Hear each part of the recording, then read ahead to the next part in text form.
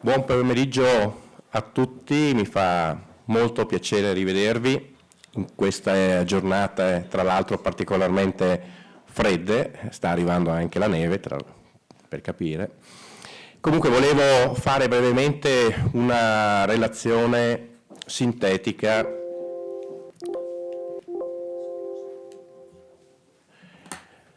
sull'andamento in particolare del 2023, quanto svolto dall'Ordine e dalla Fondazione. Poi nel dettaglio accanto a me ho il Presidente della Fondazione, Alessandro Bove, e a seguire il Segretario, l'Ingegnere Alberto Benato, che vi darà tutte le informazioni più precise per quanto riguarda l'attività di formazione continua. Però mi preme innanzitutto ringraziare tutto il nostro Consiglio, perché Consiglio aperto, parlo in generale, quindi di Ordine e Fondazione, perché l'anno 2022 e quest'ultimo 2023 sono stati anni molto intensi. Per cui vorrei farvi una breve, sintetica carrellata degli aspetti fondamentali che abbiamo affrontato, per i quali poi al termine, se qualcuno avesse voglia di magari fare qualche quesito, qualche domanda, qualche richiesta di approfondimento, noi siamo ovviamente tutti a disposizione. Come si ricordava già nelle precedenti assemblee, il 2022 è stato l'anno dove abbiamo cercato di rafforzare prima di tutto la comunicazione verso l'esterno. L'abbiamo fatto attraverso i social, i media, la stampa e attraverso una serie di eventi che abbiamo, un format di eventi che abbiamo nominato Ingegniamoci per la città, dove si è cercato di portare al centro la nostra figura professionale dell'ingegnere e in particolare il ruolo sociale, il nostro ruolo sociale prima di tutto. Vi ricordo inoltre, per chi non fosse riuscito a vederle, ci sono state delle interviste importanti, ve ne cito due in particolare, una che ha coinvolto il sottoscritto insieme al Presidente della Fondazione in TV7 e un secondo comunicato stampa particolarmente significativo che era relativo sia sui media che i social e anche sulla rivista Ingegno, che era relativo al codice dei contratti. Un tema per chi lavora nel settore pubblico particolarmente sentito, particolarmente sofferto, dove gli ordini d'Italia hanno cercato di intervenire in primis attraverso il Consiglio nazionale, ma purtroppo non si è riusciti di fatto a migliorare alcuni aspetti che ci mettono in forte difficoltà. Nel corso del 2022 e in particolare 2023 abbiamo rafforzato i rapporti con gli altri ordini professionali, quello degli architetti, dei geometri, dei periti, dei geologi. Lo scorso anno, 2022, in una fase un po' iniziale, siamo riusciti ad intervenire in corsa sul piano degli interventi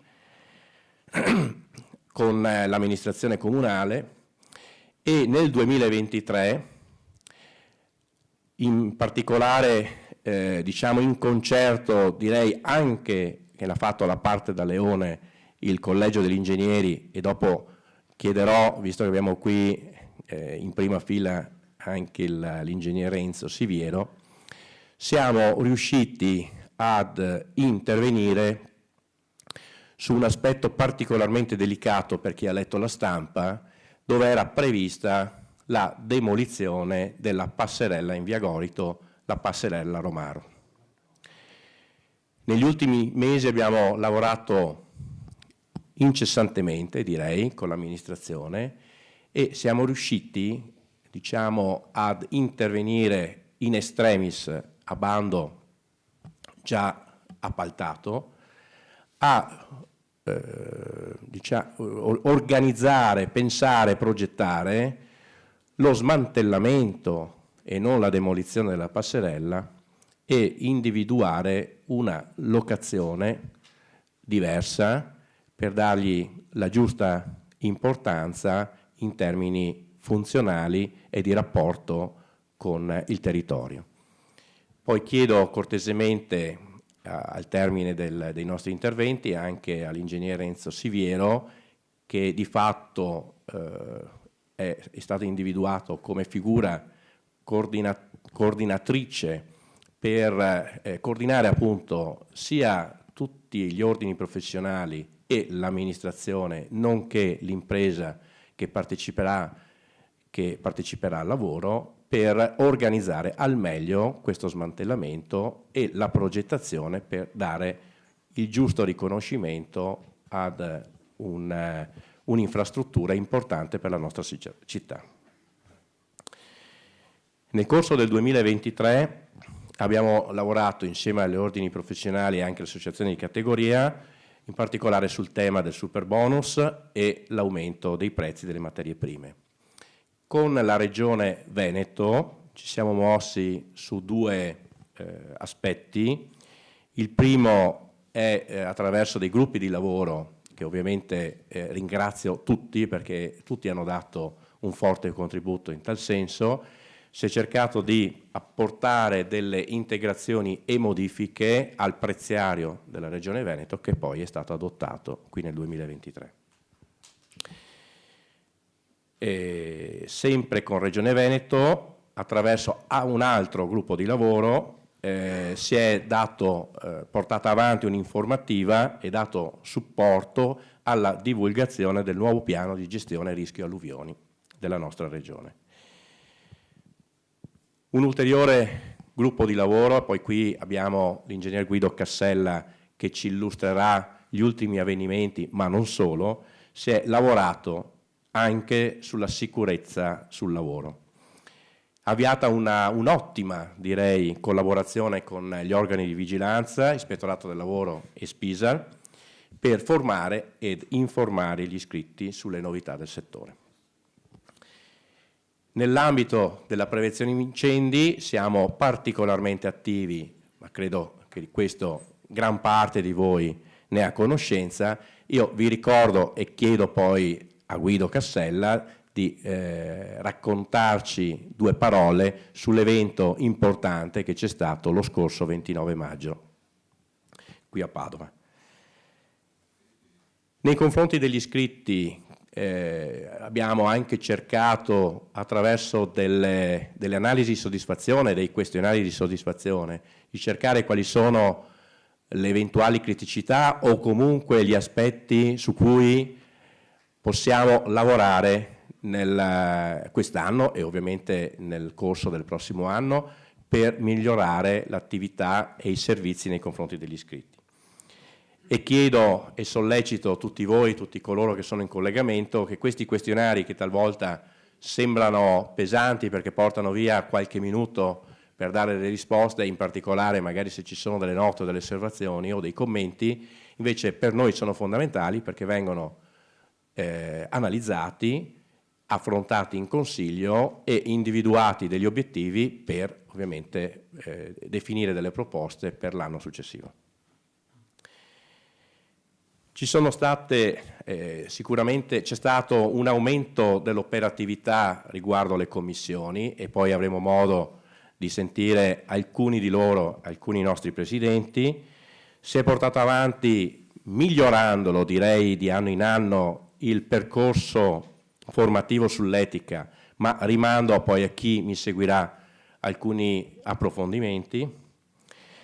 Abbiamo mantenuto, e su questo ne parlerà poi il tesoriere, la quota associativa ridotta per agevolare l'autocertificazione dei CFP e si è cercato di mantenere il numero dei corsi, la qualità dei corsi e la possibilità di accedere a corsi gratuiti, credo, allora, non voglio dire una frase che magari è sbagliata, però sicuramente in maniera particolarmente significativa, distintiva anche a livello nazionale. Chiederò ancora all'ingegner Siviero Enzo di dire, purtroppo in questo momento è assente il presidente del collegio, però chiederò a lui anche di dirci due parole su Galileo. Galileo è stato rafforzato, implementato e ci sono articoli sempre più interessanti sia dal punto di vista tecnico che culturale. C'è stato un avvicinamento di molti nostri colleghi per dare supporto. Ribadisco, è una rivista aperta a tutti, quindi coloro che hanno effettivamente delle idee, delle iniziative, delle proposte, dei progetti, può senza dubbio avvicinarsi a questo editoriale.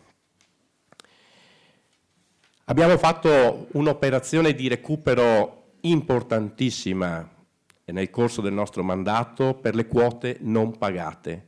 Su questo poi chiederò all'ingegner Leonardo Huber l'attività che è stata spesa in questa direzione.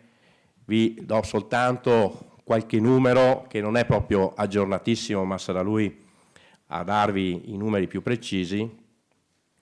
Nel momento in cui abbiamo preso mandato, pendevano 182 quote arretrate al 2017 e a seguire nel 2018-2020 complessivamente 1568 quote di arretrato. Parlo 2014-2020.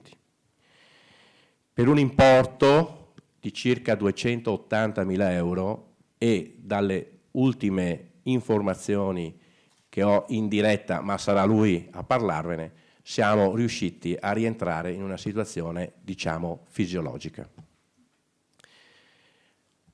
Come Consiglio dell'Ordine abbiamo partecipato ai congressi, l'ultimo a Catania, e abbiamo cercato in questo ultimo anno anche di rafforzare i rapporti con il Consiglio nazionale, cogliendo l'occasione proprio anche del congresso, e con gli ordini professionali del Triveneto.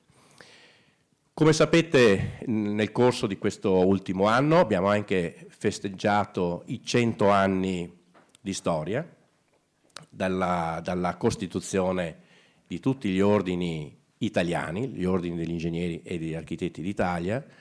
Noi siamo caduti proprio a giugno 2023 e tra i primi in Italia abbiamo organizzato un evento per coloro che erano presenti particolarmente importante, anche per sancire i rapporti a livello nazionale e con il Triveneto.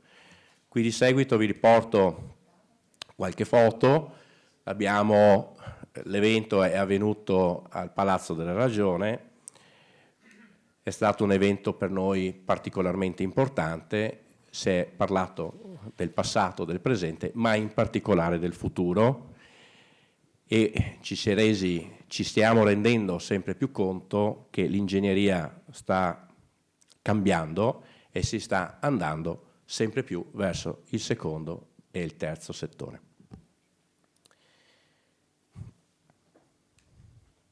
Ecco, qui vi riporto qualche foto. Per chi c'era, penso è stato veramente una bella giornata, una bella iniziativa.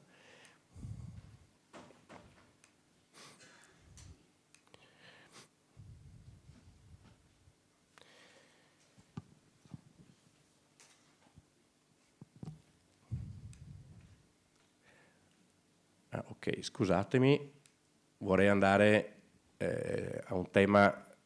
Anzi, forse prima di introdurre il tema successivo, scusatemi, non sono preparatissimo dal punto di vista. No.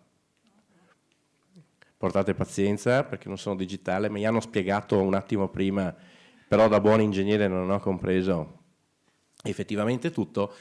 E vorrei farvi vedere anche questo video che vi illustro brevemente prima, con una piccola delegazione del Consiglio, di alcuni consiglieri. Siamo stati anche invitati al Senato della Repubblica lo scorso ottobre e abbiamo avuto la possibilità di affrontare alcuni temi importanti e come ospiti in quell'occasione abbiamo avuto sia il presidente nazionale, l'ingegner Domenico Perrini, che il coordinatore delle professioni tecniche italiane, già presidente del Consiglio nazionale, l'ingegnere Armando Zambrano.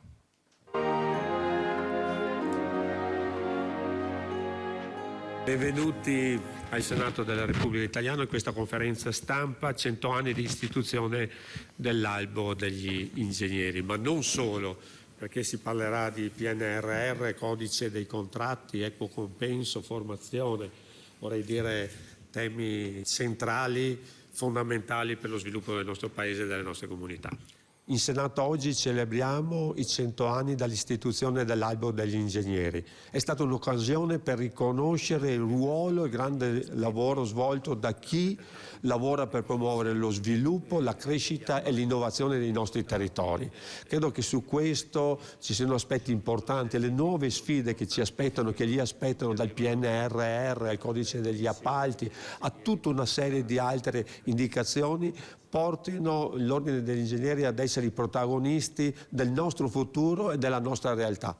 L'Ordine degli Ingegneri di Padova ha definito una convenzione insieme all'amministrazione comunale per riportare e dare supporto con una lista di professionisti qualificati, affiancando dei professionisti junior al fine di poter promuovere una formazione direttamente sul campo, per far fronte ovviamente ai molteplici lavori che stanno per partire sostanzialmente nella città di Padova, ma non solo, ma solo a Padova in provincia sono circa un centinaio. Chiediamo che venga riconosciuta la figura dell'ingegnere obbligandola a iscriversi all'albo, perché l'iscrizione all'albo è per i cittadini una sicurezza che coloro che prestano i servizi siano in grado di farlo, siano aggiornati rispetto ai codici deontologici. E poi chiediamo alla politica di avere più attenzione nei confronti di questa professione che è determinante ai fini dello sviluppo del Paese. Noi chiediamo alla politica di completare il percorso dell'equo compenso al fine di determinare le condizioni perché possa essere applicato dappertutto e soprattutto nel campo della pubblica amministrazione. C'è il tema del codice dei contratti, c'è un correttivo in arrivo. Ecco, noi vorremmo che le nostre proposte che abbiamo più volte esposto vengano inserite all'interno di questo completamento, aggiustamento, miglioramento secondo noi del codice dei contratti. Grazie.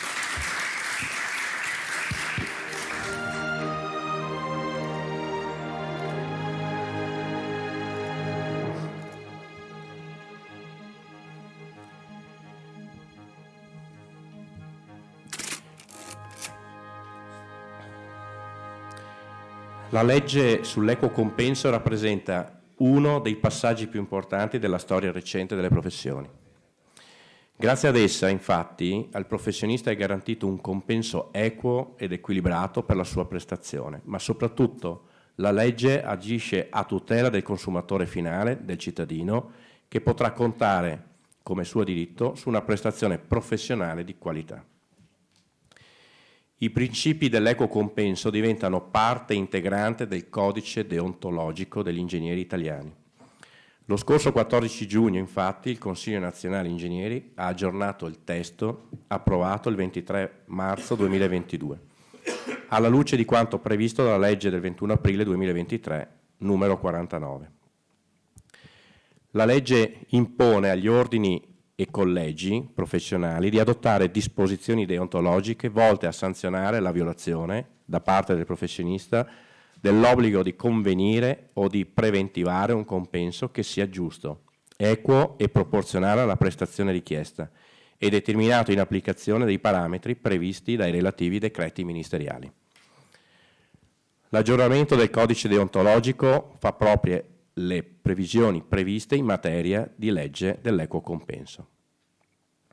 Per quanto riguarda il codice deontologico, poi chiederò anche all'ingegner Leonardo Huber di dirci due parole in questa direzione. Come ultimo aspetto legato all'equo compenso, per chi vorrà avere ulteriori approfondimenti, innanzitutto vi faccio presente che trovate sul sito dell'Ordine le diverse comunicazioni sia del Consiglio nazionale, di ANAC, le espressioni di ANAC a riguardo e le comunicazioni degli ordini professionali del Veneto attraverso FOIV sul tema dell'equo compenso. In ultimo, ma non ultimo, particolarmente importante perché è il tema di oggi, quello dell'equo compenso, il prossimo 20 in anteprima, vi posso, per coloro che vogliono approfondire questi aspetti, il prossimo 22 febbraio 2024, di giovedì, probabilmente sarà nel pomeriggio, avremo il consigliere nazionale, l'ingegnere Domenico Condelli, e stiamo cercando anche di avere a fianco un esperto legale sul tema, e affronteremo qui a Padova proprio tutti questi aspetti legati all'equo compenso, con la possibilità anche di porre quesiti, domande e creare un dibattito. Con profondo dolore e sgomento, l'Ordine degli Ingegneri di Padova ha appreso la notizia della tragica morte di Giulia Cecchettin, 22enne veneta di Vigonovo, vittima della violenza sulle donne. Non possiamo non ricordare che domani, martedì, a Padova, a Santa Giustina, ci saranno i funerali di Giulia. La violenza sulle donne è un male insidioso che continua a infliggere sofferenze inaccettabili alla nostra società. È imperativo che ci uniamo come comunità per combattere questa piaga e promuovere un cambiamento significativo, affinché nessun'altra famiglia debba mai affrontare una tragedia simile. La lotta contro la violenza sulle donne richiede uno sforzo collettivo per cambiare mentalità e promuovere l'uguaglianza. La prevenzione e l'educazione sono fondamentali per dissolvere le radici profonde e per creare una società in cui tutte le persone possano vivere libere dalla violenza e dalla paura. Nel 2023 numero di femminicidi 106, numero di morti sul lavoro 657, numero di morti sulla strada 3159. Mentre il mio cuore è gonfio di dolore, tristezza, angoscia per i recenti avvenimenti, e mentre la società e i media sono travolti dal dolore per la storia di Giulia, non dimentichiamo tutte quelle donne la cui vita è stata spezzata da comportamenti irresponsabili e dettati dall'ignoranza. A volte sento invocare nelle scuole le auspicate lezioni sul comportamento emotivo e sessuale. Ma cosa facciamo in concreto? Bastano leggi, norme, repressioni per spaventare la gente, tanto da non commettere incidenti o reati? Io credo di no. Occorrono cultura e formazione della coscienza. Allora il mio è un auspicio che si portino psicologi nelle scuole per affiancare gli insegnanti e si presti la necessaria educazione e assistenza a tutti i giovani e a tutte le giovani, inclusi i genitori, per insegnare rispetto e cogliere segnali di disagio e bisogni di attenzione. A fronte di quanto è successo, ci siamo anche chiesti cosa può fare l'Ordine. E chiederei adesso di raggiungerci sul podio la nostra Presidente della Commissione Pari Opportunità, Elena Bortolamei, perché ha delle proposte concrete che il nostro Consiglio Ordine e il Consiglio di Fondazione cercherà di valutarle, approfondirle ed eventualmente portarle avanti per il futuro. Grazie.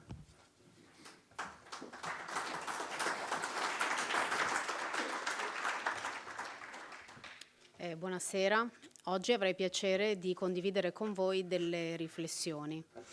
Il 25 novembre è stata la giornata internazionale contro la violenza sulle donne e noi non possiamo non notare che di recente anche Giulia Cecchettin, una nostra futura collega è stata privata della libertà e del suo futuro. Sul tema mi pare importante portare avanti azioni positive e fattive, traendo spunto da chi questa tematica la sa affrontare. In tal senso leggo le parole di Mario Venerandi, psicoterapeuta, che dice: quella della violenza è un'emergenza che si può fermare e prevenire, educando i bambini con le parole e con i nostri comportamenti, partendo dalla famiglia. È fondamentale educare i bambini da subito all'accettazione della fragilità, insegnare loro a mettersi nei panni dell'altro e a capire che cosa sta succedendo all'altro, senza dimenticare che contano i gesti. Più del 90% della comunicazione che facciamo è non verbale. Analogamente Anna Vailati, psicologa e psicoterapeuta, che dice: prevenire significa educare alle emozioni, alla differenza, all'accettazione dei limiti, non significa fare lezioni. La cultura del bisogna essere sempre sorridenti, buoni e felici non aiuta. Se io punisco, reprimo e ignoro la rabbia, la tristezza e l'aggressività, non valorizzo emozioni sane e fisiologiche. Se fin da bambini si impara a vedere riconosciute e legittimate le proprie emozioni, soprattutto quelle negative, si impara a verbalizzarle e quindi a gestirle, evitando gesti impulsivi. È importante riconoscere e accettare alcuni limiti e confini, valorizzare non tutto mi è possibile, non tutto mi è dovuto. Oggi si tende a negare sempre più le diversità. Stiamo standardizzando tutto e invece si deve imparare a cogliere le differenze come ricchezze. Si può dire: io non ce la faccio, io non riesco.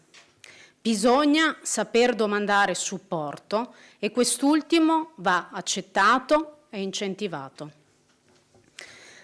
Le parole che vi ho appena letto hanno generato un dialogo all'interno dell'Ordine e hanno portato alla proposta che è quella di inserire all'interno delle ore di etica una riflessione sulla violenza, intesa non solo come violenza di genere, ma anche di relazione e professionale, in modo da riuscire a gestire le nostre emozioni e fragilità.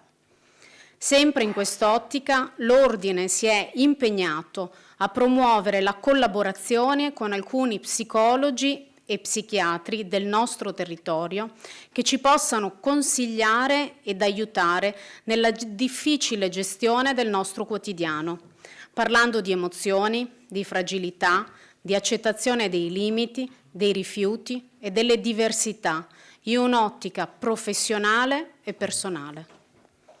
Infine, sempre in un'ottica di genere, l'Ordine, nella persona del Presidente, si è reso disponibile a supportare la Commissione Pari Opportunità nel proporre al Comune di Padova un incontro aperto alla cittadinanza sulla tematica dell'urbanistica al femminile. Quest'ultima vista come un'ottica di progettazione che mette in primo posto le minoranze, la cura e la tutela delle stesse, al fine di realizzare una progettazione maggiormente inclusiva.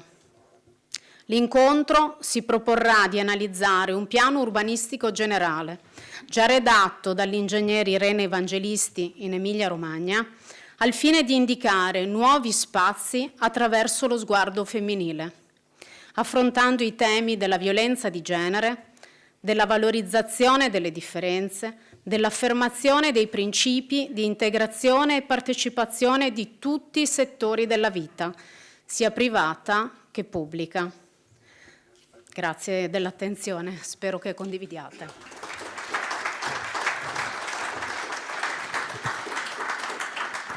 Grazie Elena. Ora abbiamo la relazione del vicepresidente, ingegner Valentina Chignoli. Come sempre ho mantenuto lo stesso format di ogni anno, in modo da vedere di 6 mesi in 6 mesi quello che noi abbiamo cercato di fare per il nostro ordine. Nuove sinergie.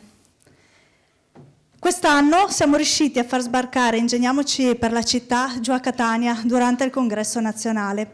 Con i giovani ingegneri di tutta Italia siamo andati direttamente nelle piazze per portare un po' di informativa sulla vulnerabilità e sostenibilità del nostro paese, in quel caso Catania, ma sarà nostro onere cercare di portarlo anche qui a Padova, proprio con lo stesso format che ci siamo impegnati a seguire già nell'annata scorsa e in questa.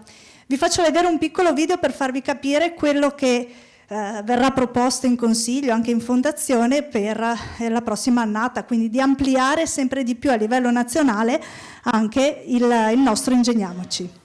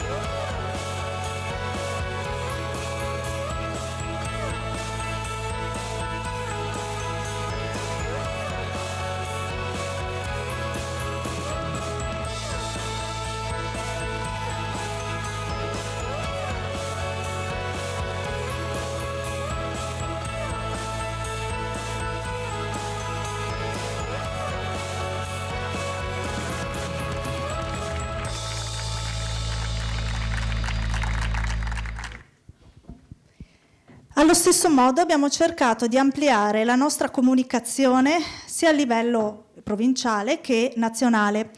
È nato proprio quest'anno a livello nazionale il modo di iniziare a parlare, di uscire nello stesso modo verso i nostri iscritti, in modo da avere una comunicazione sempre più uniforme e sempre più diretta verso le vostre esigenze. Questi sono dei piccoli obiettivi che ci siamo dati proprio a livello nazionale, in modo da vedere tanti diversi aspetti di come ci confrontiamo con i nostri iscritti e come uniformare e diventare sempre più efficaci verso di voi. Sempre a livello nazionale con il CNI stiamo portando avanti dei GTT, dei gruppi temporanei tematici, dove praticamente portiamo avanti la parte di sicurezza che in questo caso viene declinato sulla tecnologia e innovazione per la sicurezza, GTT2, GTT3 formazione, GTT4 linee guida per la valutazione del rischio antincendio e quindi un piccolo focus sul minicodice, e il GTT5 la documentazione di cantiere. Siamo riusciti come Padova ad essere in tutti questi gruppi, quindi ad essere molto attivi proprio per voi a livello nazionale. Allo stesso modo con FOIV ci siamo mossi come gruppo di lavoro per la sicurezza con G3, quello che il Presidente prima aveva anticipato, ovvero ci siamo incastrati, abbiamo iniziato a intervenire in modo sempre più pesante verso quello che era una valutazione, un documento che era uscito dal G3 proprio sull'organizzazione e gestione della sicurezza. Abbiamo dato un contributo fondamentale per dare delle indicazioni un pochettino più favorevoli a noi poveri CSE. Ma dopo vedremo un pochino nello specifico quello che è stato. In collaborazione con la Scuola di Ingegneria, domani ci sarà proprio il sequel, diciamo, delle altre annate su 1000, ovvero il Micro Credential Lifelong Learning in Engineering. Proprio come ogni anno siamo presenti anche su questa tavola rotonda. Partecipazioni. 67° congresso nazionale. Siamo andati in vostra rappresentanza per vivere tutto quello che sono stati 4 punti, 4 moduli salienti di questo incontro. Avrete visto, immagino, dall'informativa che abbiamo mandato anche per newsletter, e potrete ancora vederla, proprio questo, ovvero la parte di transizione energetica sugli edifici, vulnerabilità del territorio, soprattutto legata ai cambiamenti climatici, equo compenso e codice contratti, intelligenza artificiale e industria 5.0. Quindi ci siamo fatti attivi proprio per portare anche nella nostra provincia questi temi. Visita in Senato, come era già stato detto al Presidente, il 16 ottobre siamo andati lì, proprio per portare il nostro contributo su PNRR, codice contratti, equo compenso e formazione. Cerchiamo di portarli avanti anche qui nello stesso modo. Quello che vi ho detto prima è partecipazione all'evento G3, il PM7, quello che c'è stato il 24 novembre, quindi 2 venerdì fa. In questo modo abbiamo cercato non solo di focalizzarci su quello che è una valutazione di autocontrollo che è stata proposta e che non condividiamo in pieno, ma ci siamo basati e abbiamo dato degli spunti soprattutto rivolti al futuro di chi come me, per esempio, segue direttamente la parte cantieristica. Quindi abbiamo cercato di dare degli spunti su quali temi dobbiamo basarci per il futuro dei nostri cantieri, quindi caduta dall'alto e movimentazione mezzi e materiali che sono i rischi più presenti nei nostri cantieri, cercare di digitalizzare i nostri cantieri in modo che le informazioni arrivino sempre più dirette e sempre in modo più breve verso i nostri lavoratori, e la formazione sempre mirata ai rischi specifici. Scusate, ho sbagliato. Viviamo l'ordine, quest'anno ci sono stati i nostri 100 anni, li avete visti, avete partecipato con noi un pochino alla volta durante l'annata. I nostri temi che ci eravamo dati li abbiamo rispettati nei tempi e nei modi. Abbiamo ovviamente il tema del passato, presente e futuro che ormai si sta concludendo, il logo del centenario che abbiamo cercato di avere proprio da uno dei nostri iscritti, come avete visto, e gli eventi che quest'anno sono stati 3. Il primo, quello che io, perdonatemi, chiamo ancora Talking 100 proprio perché è quella tipologia di format, ma si sono declinati in 3 tipologie diverse. La prima seguita direttamente dall'ordine con il supporto della Fondazione e gli altri 2 direttamente dalla Fondazione. Questi erano 2 piccoli eventi di avvicinamento e questo un piccolo riassunto delle foto, come ha fatto vedere Riccardo, proprio su quello che è stato in giugno il nostro evento. Il secondo evento è stato quello dell'acqua e dell'idrogeno, storia di energia e gestione del territorio. Molto presenti, abbiamo visto molte persone presenti e interessate al tema che certamente Fondazione porterà avanti anche nella prossima annata. Il terzo evento, sempre da parte di Fondazione, la conquista della 4ª dimensione, dialogo sui temi del digital twin e della servitizzazione quali strumenti di innovazione business. Altro tema che è stato assolutamente recepito in modo positivo e che, lasciatemelo dire, per il futuro è assolutamente indispensabile. Speciale Galileo, vi chiedo in prima persona, ma penso che anche Enzo dopo interverrà, fateci pervenire sempre i vostri piccoli trafiletti o comunque tutto quello che vi sentite di dire. È il momento giusto per avere un confronto diretto tra tutti noi e la possibilità di dire il vostro pensiero anche dal punto di vista pratico. Il collegio ha fatto un ottimo volume proprio per il centenario e adesso speriamo di concludere con l'annata con un secondo volume. Piccoli gadget, Corri per Padova e tanti sponsor sono stati a conclusione comunque del nostro centenario. Consegna delle onorificenze, quest'anno non l'abbiamo ancora portata a termine, ma assolutamente con l'anno nuovo, appena ci arrivano i gadget, piccolo spoiler, ci sarà assolutamente quello che è usualità dare assolutamente ai nostri iscritti che sono così fedeli per tutti questi anni. Vi ricordo newsletter, social network e sito internet, cercate sempre di essere collegati con noi, dateci assolutamente tutto quello che avete in mente per modificare, per portare ad avere un'informativa molto più semplice, perché assolutamente ho notato che non è concepita completamente la nostra newsletter, ma cercheremo di mandarla in modo un po' filtrato, in modo che vi arrivi direttamente quello che chiedete, quello che vi interessa.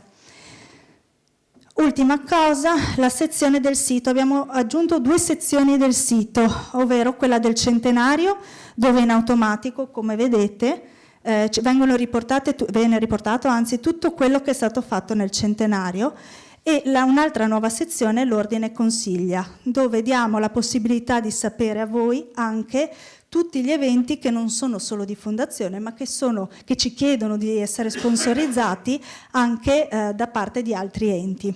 Quindi di dare una visione completa di quello che assolutamente ci viene proposto.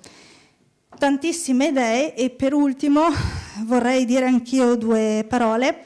Ho preferito parlarne alla fine del mio intervento. Vorrei dare un piccolo spunto di riflessione, una piccola cosa che vi leggo, che preferisco leggere, insomma, perché è abbastanza sentita e quindi non vorrei farmi prendere un attimo dall'emozione.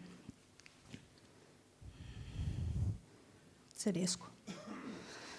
Cari colleghi, non vi chiedo un minuto di silenzio, non vi chiedo un minuto di rumore, sarebbe troppo facile e svanirebbe tutto troppo in fretta. Vi chiedo solo un istante di riflessione profonda. Ognuno di noi con se stesso, un istante vero, ve lo chiedo col cuore. Dal 1 gennaio al 26 novembre 2023 ci sono stati 298 omicidi in Italia. Non solo le donne vengono uccise. Dall'11 novembre scorso è avvenuto un tragico delitto. 2 famiglie sono state distrutte e vivranno per sempre nel dolore. Noi ingegneri quel giorno abbiamo perso 2 futuri colleghi. Infinite sono le parole che ancora si potrebbero dire e che dal profondo di noi si vorrebbe urlare, ma tutte queste parole apparirebbero sempre troppo superficiali e troppo poco concrete. Farebbero scalpore, ma poi svanirebbero nel nulla senza lasciare veramente un segno tangibile nella società. Siamo ingegneri, facciamo i fatti, ingegniamoci per un futuro sempre migliore. La violenza non esiste solo in forma fisica, può essere anche psicologica e morale. Forse la più grave perché non si ferma, ti lacera e continua a lacerare nel profondo non solo oggi, ma anche nel futuro. Spero che non l'abbiate mai provata e non la proverete mai. La mia personale speranza è che ognuno di noi, partendo dal nostro consiglio in primis, cerchi sempre di portare rispetto a chi è accanto come persona e nel nostro piccolo come professionista, senza discriminante di genere alcuna. Cerchiamo così di trasformare la violenza morale, verbale e psicologica in qualcosa di positivo, quale l'inclusione. La non violenza è il primo articolo della mia fede e anche l'ultimo articolo del mio credo. Questo diceva Gandhi. L'Ordine degli Ingegneri di Padova sostiene con ogni energia la lotta contro la violenza senza distinzione di genere e promuove le iniziative che possono contribuire a creare un cambiamento reale e positivo nella società. Tutti noi, nel nostro piccolo, ci sentiamo vittime in alcune situazioni. Vogliamo stringerci con forza e fare la nostra parte per un domani libero dalla violenza su tutto il genere umano e da tutti i tipi di violenza. Impegniamo noi stessi per un futuro volto al rispetto e all'inclusione.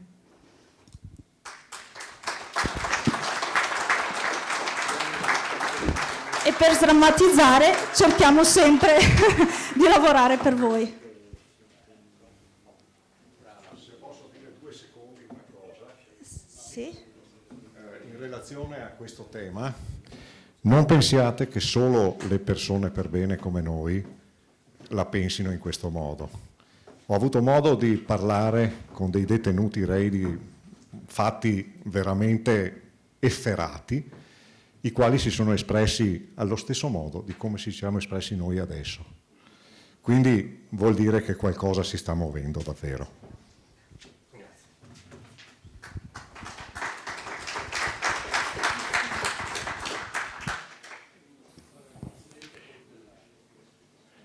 Grazie.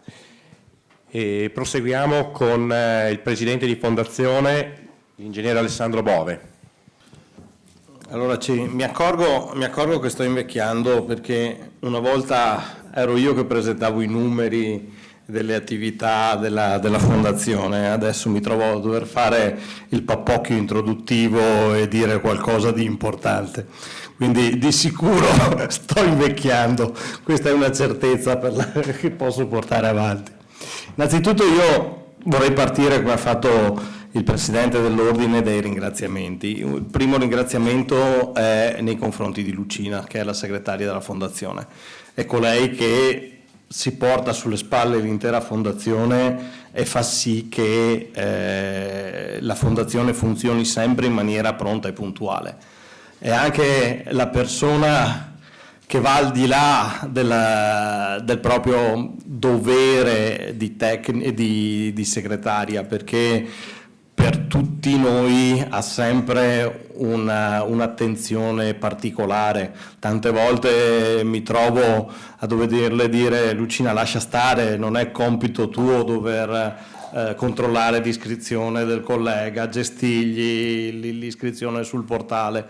In realtà lei tutto questo lo fa perché ha una bontà di cuore che è una cosa squisita. L'altro ringraziamento ovviamente va al CDA e al Consiglio dell'Ordine, perché all'interno del CDA e del Consiglio dell'Ordine vengono costruiti quelli che sono un po' le nostre attività, i nostri corsi, e si raccolgono quelli che sono gli spunti. Dopodiché un ulteriore ringraziamento va a tutti i colleghi che si sono messi a disposizione organizzando eventi, mettendosi in prima fila nell'organizzazione, non solo proponendo, come fatto in passato anche qualcuno, lanciando il sasso e nascondendo la mano, ma essendo proattivi. E questo, per come vedo io la cosa, è fondamentale, perché l'allargamento delle attività della Fondazione dal basso verso l'alto porterà a una crescita della Fondazione e a una sua importanza anche a livello nazionale. In fin dei conti, l'ultimo ringraziamento va a tutti i colleghi che hanno partecipato alla nostra Fondazione. Le statistiche citate prima dal Presidente Schwarz hanno mostrato che i partecipanti alle attività formative della Fondazione sono tanti, e sono tanti che prediligono la nostra attività formativa rispetto ad un'offerta che ormai è estremamente variegata ed estremamente ampia.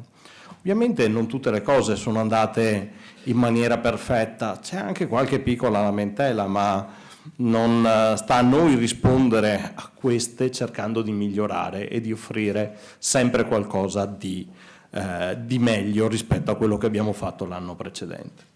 È per questo che l'attività della Fondazione copre ormai 4 aspetti fondamentali: quello dell'informazione, perciò di tutte quelle attività che non vogliono abilitare a fare qualcosa, ma che vogliono informare e continuare a stimolare la curiosità dell'ingegnere, anche perché attraverso gli elementi innovativi si possono trovare nuovi spunti per creare nuove opportunità di business che, soprattutto per coloro i quali sono liberi professionisti, sono degli elementi che ovviamente vanno sfruttati fino in fondo. Dopo c'è una formazione vera e propria, sono i corsi, tra cui i corsi abilitanti, che vanno ripensati anche questi, però vanno ripensati perché c'è la necessità di avere forse meno teoria e più pratica nel fare le nostre cose.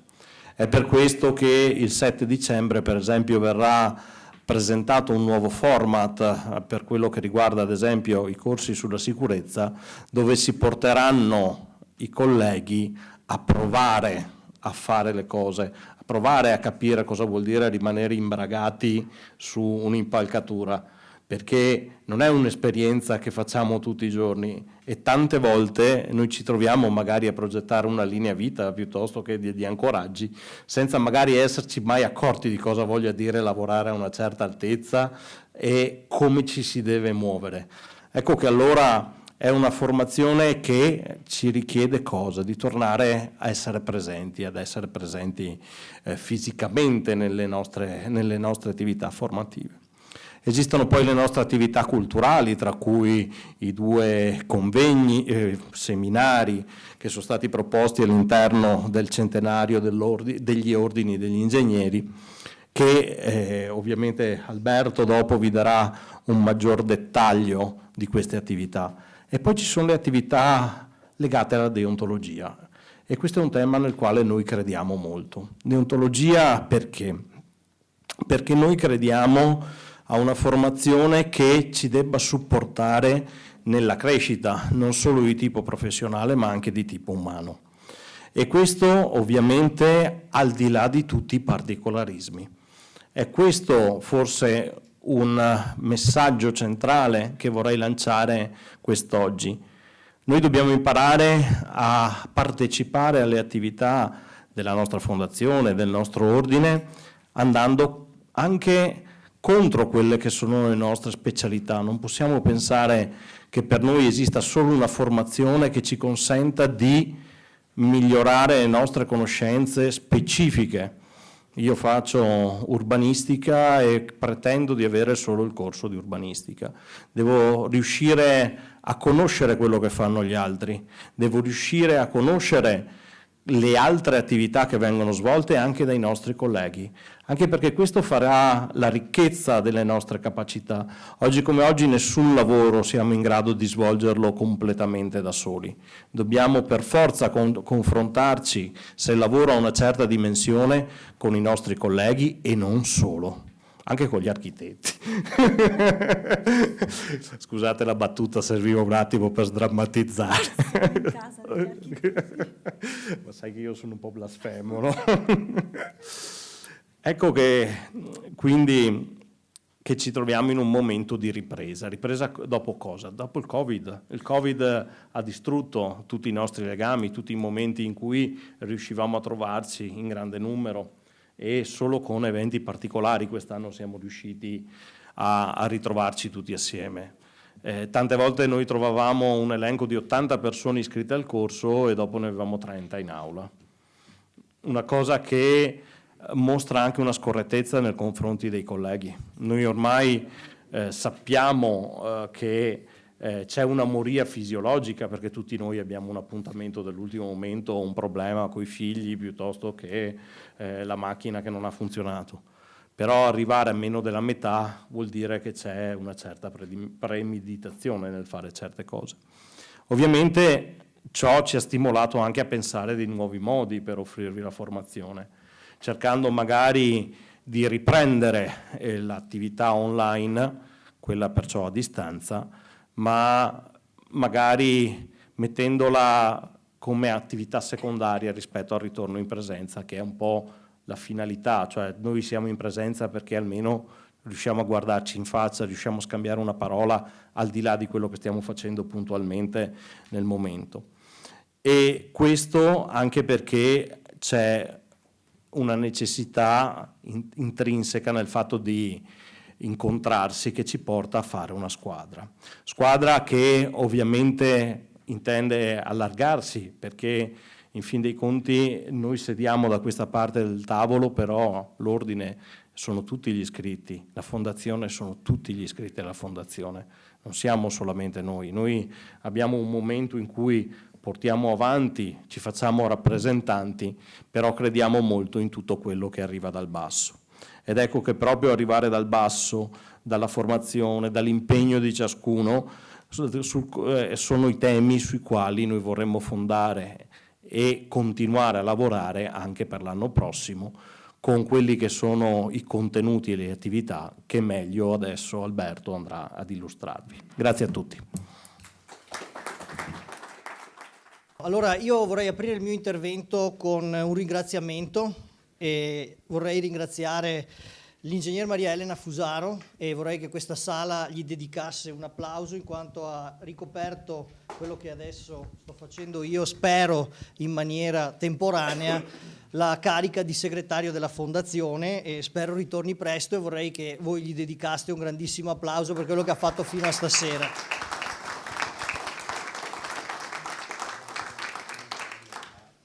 Allora, il Presidente ha parlato di alcuni numeri, io ve li cerco di riassumere in maniera chiara. Ad oggi abbiamo organizzato 350 appuntamenti formativi, voi sapete che abbiamo 365 giorni e che i giorni lavorativi in realtà sono 300, quindi vuol dire che abbiamo più di un evento al giorno. Di questi 350 eventi formativi ne abbiamo il 50% di abilitanti e il 40% che sono gratuiti. Che cosa vuol dire? Vuol dire andare ad erogare in un anno all'incirca 2.930 crediti e di questi vuol dire 2.950 ore di formazione.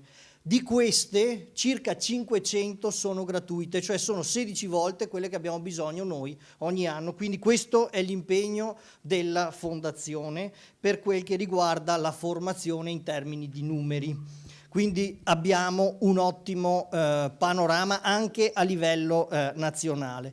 Ovviamente in questo marasma di seminari, corsi, visite tecniche e convegni, la Fondazione si è dotata fino al 2023 di 3 contenitori. Rispettivamente avevamo il Fondazione Incontra, pillole di Smart City e etica e valore, e da quest'anno per trattare tematiche legate all'energia, transizione energetica, utilizzo, chiamiamolo così, appropriato di risorse sia fossili che convenzionali, rinnovabili, l'acqua e così via, anche di un contenitore chiamato FIPA Latree, ovvero energia, economia ed ecologia dell'ingegneria.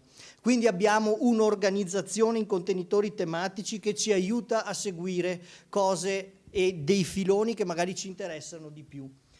Particolarmente interessante, e questo è quello che ha ripetuto sia il Presidente Schwarz che Bove, è la parte che riguarda l'etica professionale, in particolare il contenitore di etica e valore.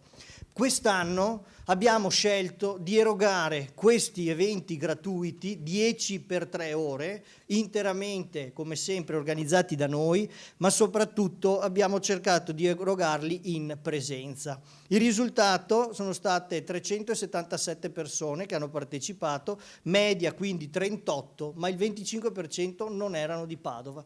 Quindi abbiamo un'attrattività anche esterna molto importante.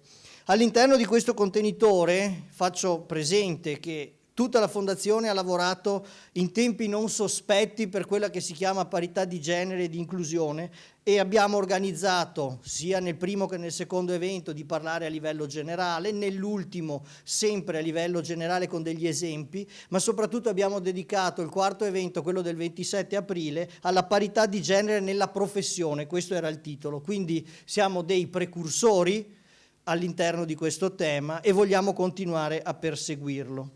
Ovviamente, come ha detto la Vicepresidente, abbiamo anche contribuito in maniera fattiva alle celebrazioni dei 100 anni trascorsi dall'istituzione dell'Albo degli Ingegneri, sia esso negli eventi di avvicinamento, 19 aprile e 19 maggio, ma soprattutto per quel che riguarda gli eventi della seconda metà dell'anno.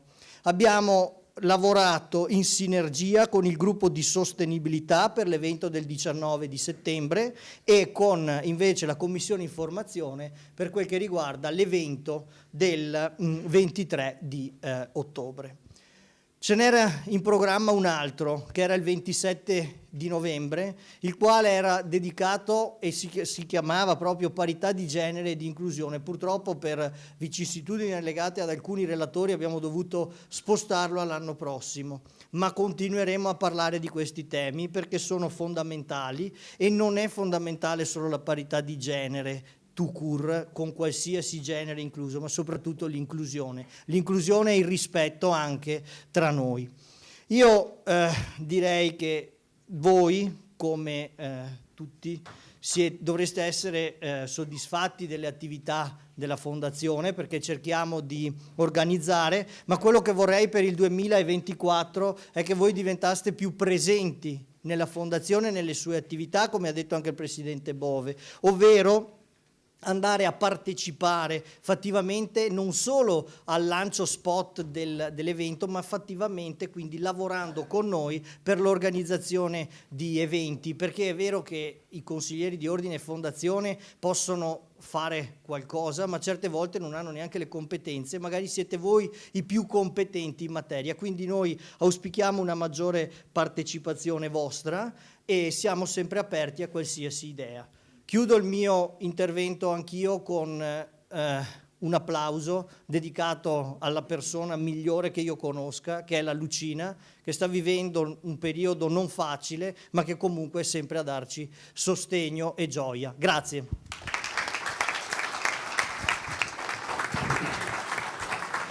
Grazie Alberto. Adesso chiamerei qui sul palco per 2 parole il Presidente del Consiglio di Disciplina, l'Ingegner Leonardo Huber. Mi fare il sole che tra lontani monti, dopo il giorno sereno cadendosi di legua si sente bene. Buonasera a tutti, saluti dal Consiglio di Disciplina. Un grazie a chi mi aiuta, ai 5 presidenti di collegio, i nomi li trovate nel sito. Un grazie al funzionario di segreteria, dottoressa Zuccolo, e all'avvocato Scudier, a tutti i miei legali che mi assistono. Noi, insomma, cosa... vi ricordate di Cicerone? Siamo nel 63 avanti Cristo. Entra in Senato e dice o tempora o mores. Naturalmente si era ben attrezzato e aveva la corazza sotto la tunica ed era arrivato scortato. Ma nelle 4 orazioni contro Catilina si vede chiaramente questa frase che è importante perché ti dice che i mores, cioè i costumi, sono legati alla società, ai tempi. La morale cerca di capire cosa diavolo sia il bene e il male.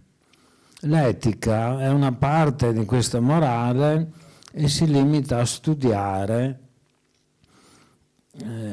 i comportamenti, naturalmente, e questo è il nostro compito, etica e deontologia professionale. Naturalmente noi l'etica non ce l'abbiamo perché con quella del secolo scorso, ma dove volete che andiamo? Cioè l'ingegnere idraulico ti fa la diga, ma anche il castoro ti fa la diga, la fa molto bene, si sceglie gli legnetti, c'è il rapporto essere vivente natura. Oggi da sottomarino nucleare ti lanciano il drone che nell'aria apre le ali, c'ha le telecamere, i sensori, si dirige sull'obiettivo e decide lui per farlo esplodere. Quindi non c'è più il rapporto uomo-natura, ma c'è il rapporto tecnologia con tecnologia, no? È cambiato tutto. E quindi noi non abbiamo più un'etica, ci sono cambiati i parametri. È cambiato il tempo, è cambiata la quantità, una macchina vive anche più di noi. Non solo, non abbiamo definito neanche i concetti base, per esempio parliamo tanto di merito, meritocrazia, ma il merito cos'è? È quello di Berlusconi per se stesso che si è arricchito? O è il merito di Albert Sabin che nel 1957 ha fatto il vaccino antipolio, quindi per la società? Quindi è un merito per sé o per la società? E il merito artistico come si valuta? E in una società di guerrieri il merito è in guerra, si misura col numero degli uccisi, quindi nemmeno i concetti base sono definiti, è un'epoca di trasformazione. Noi come ci salviamo? Prendiamo un piccolo pezzo di questa etica e la chiamiamo deontologia professionale, che ti dice che devi essere bravo, bello e buono e ti mette questi concetti da libro cuore nel nostro codice deontologico, 17 pagine, potrebbe essere benissimo di 3. vabbè, insomma, e questo è il nostro mestiere. Il codice deontologico lo sapete a memoria, per cui non mi dilungo, vi dico solo le 3 variazioni che sono state in materia elettorale, in materia di pari opportunità, e poi anche recentemente, nel giugno di quest'anno, sull'equo compenso. Ancora non mi sono arrivate ancora esposti su colleghi che hanno presentato l'equo compenso sottodimensionato. Ecco, insomma, dopo cos'altro vi posso dire? Noi abbiamo il massimo rispetto per la parte legale, per le leggi sulla privacy, però io vado dappertutto, ho accesso a tutti gli atti, mi dispiace, ma se devo indagare è inutile che certi mi scrivano brontolando, non so cosa farci. Dalla mia ho sentenze della Cassazione infinite. Ho il massimo rispetto per la trasparenza, però tutto quello che facciamo è opaco, è tutto segretato.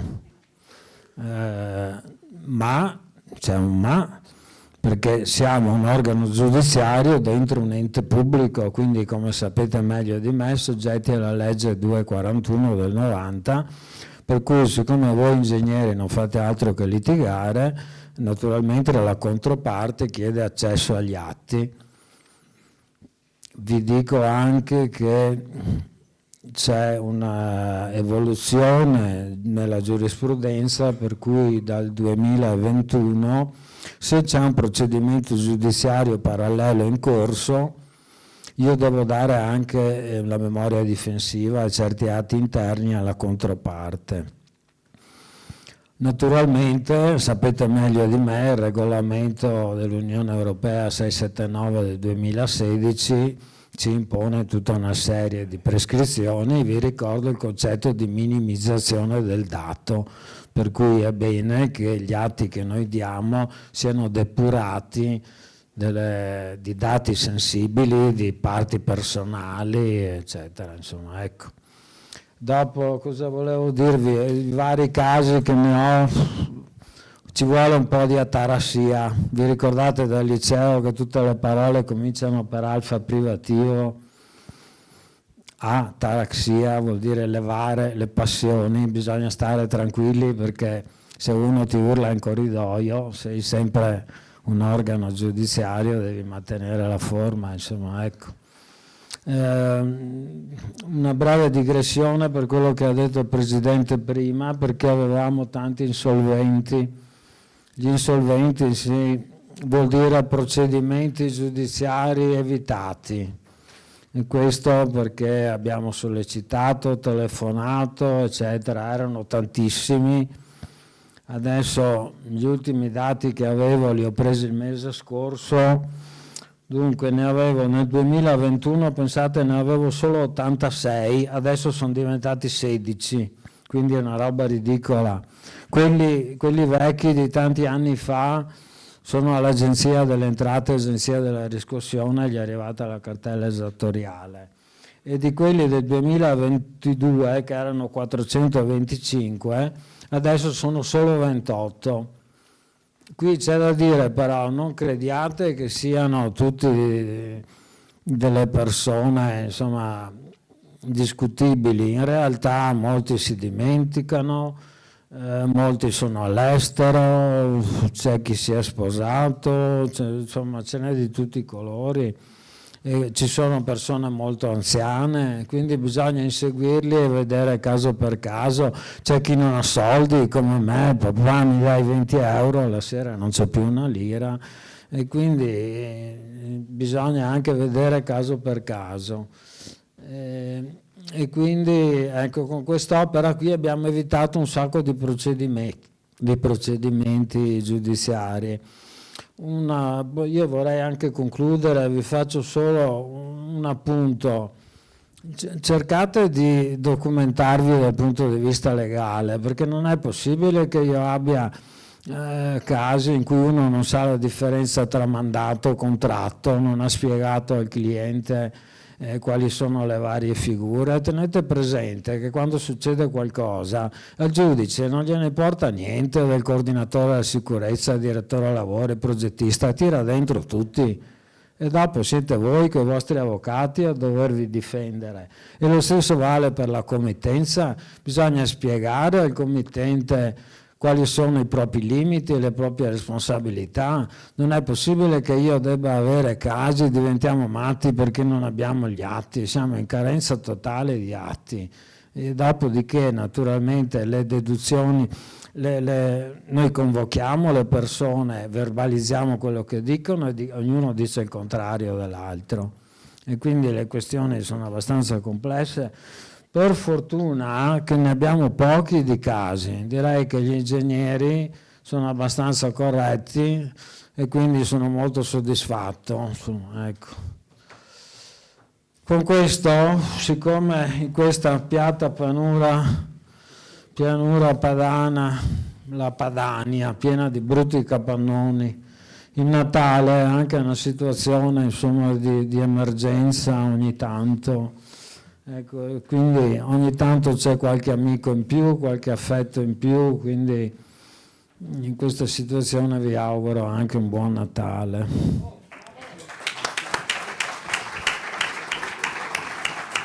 Grazie Leonardo. Adesso chiamo qui sul podio, prima di parlare proprio di bilancio, Enzo Siviero per 2 temi, quindi passerella in via Goito e 2 parole su Galileo. Grazie. Ormai mi dicono che sono come il gas, occupo tutto lo spazio disponibile. A dire la verità, quando riesco a essere a Padova sono molto felice di frequentare l'ordine, anche perché credo di essere, se non proprio il decano, certamente uno dei più antichi a frequentare. Del resto Galileo ha 34 anni e mezzo, è vivo e vegeto. Allora, io volevo dirvi prima di tutto che sono molto orgoglioso di questo ordine. So che c'è qualche problema, ma credo anche che siano problemi assolutamente risolvibili.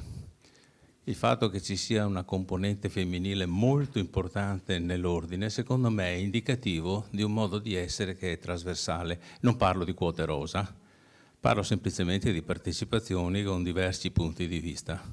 E quindi il mio auspicio è quello di guardare avanti, superare le discussioni che ci sono, ma ci sono in ogni luogo, soprattutto in famiglia. E siccome l'ordine è una grande famiglia, allargata alla fondazione e sommessamente allargata al collegio, con un filo conduttore che comunicativamente si chiama Galileo.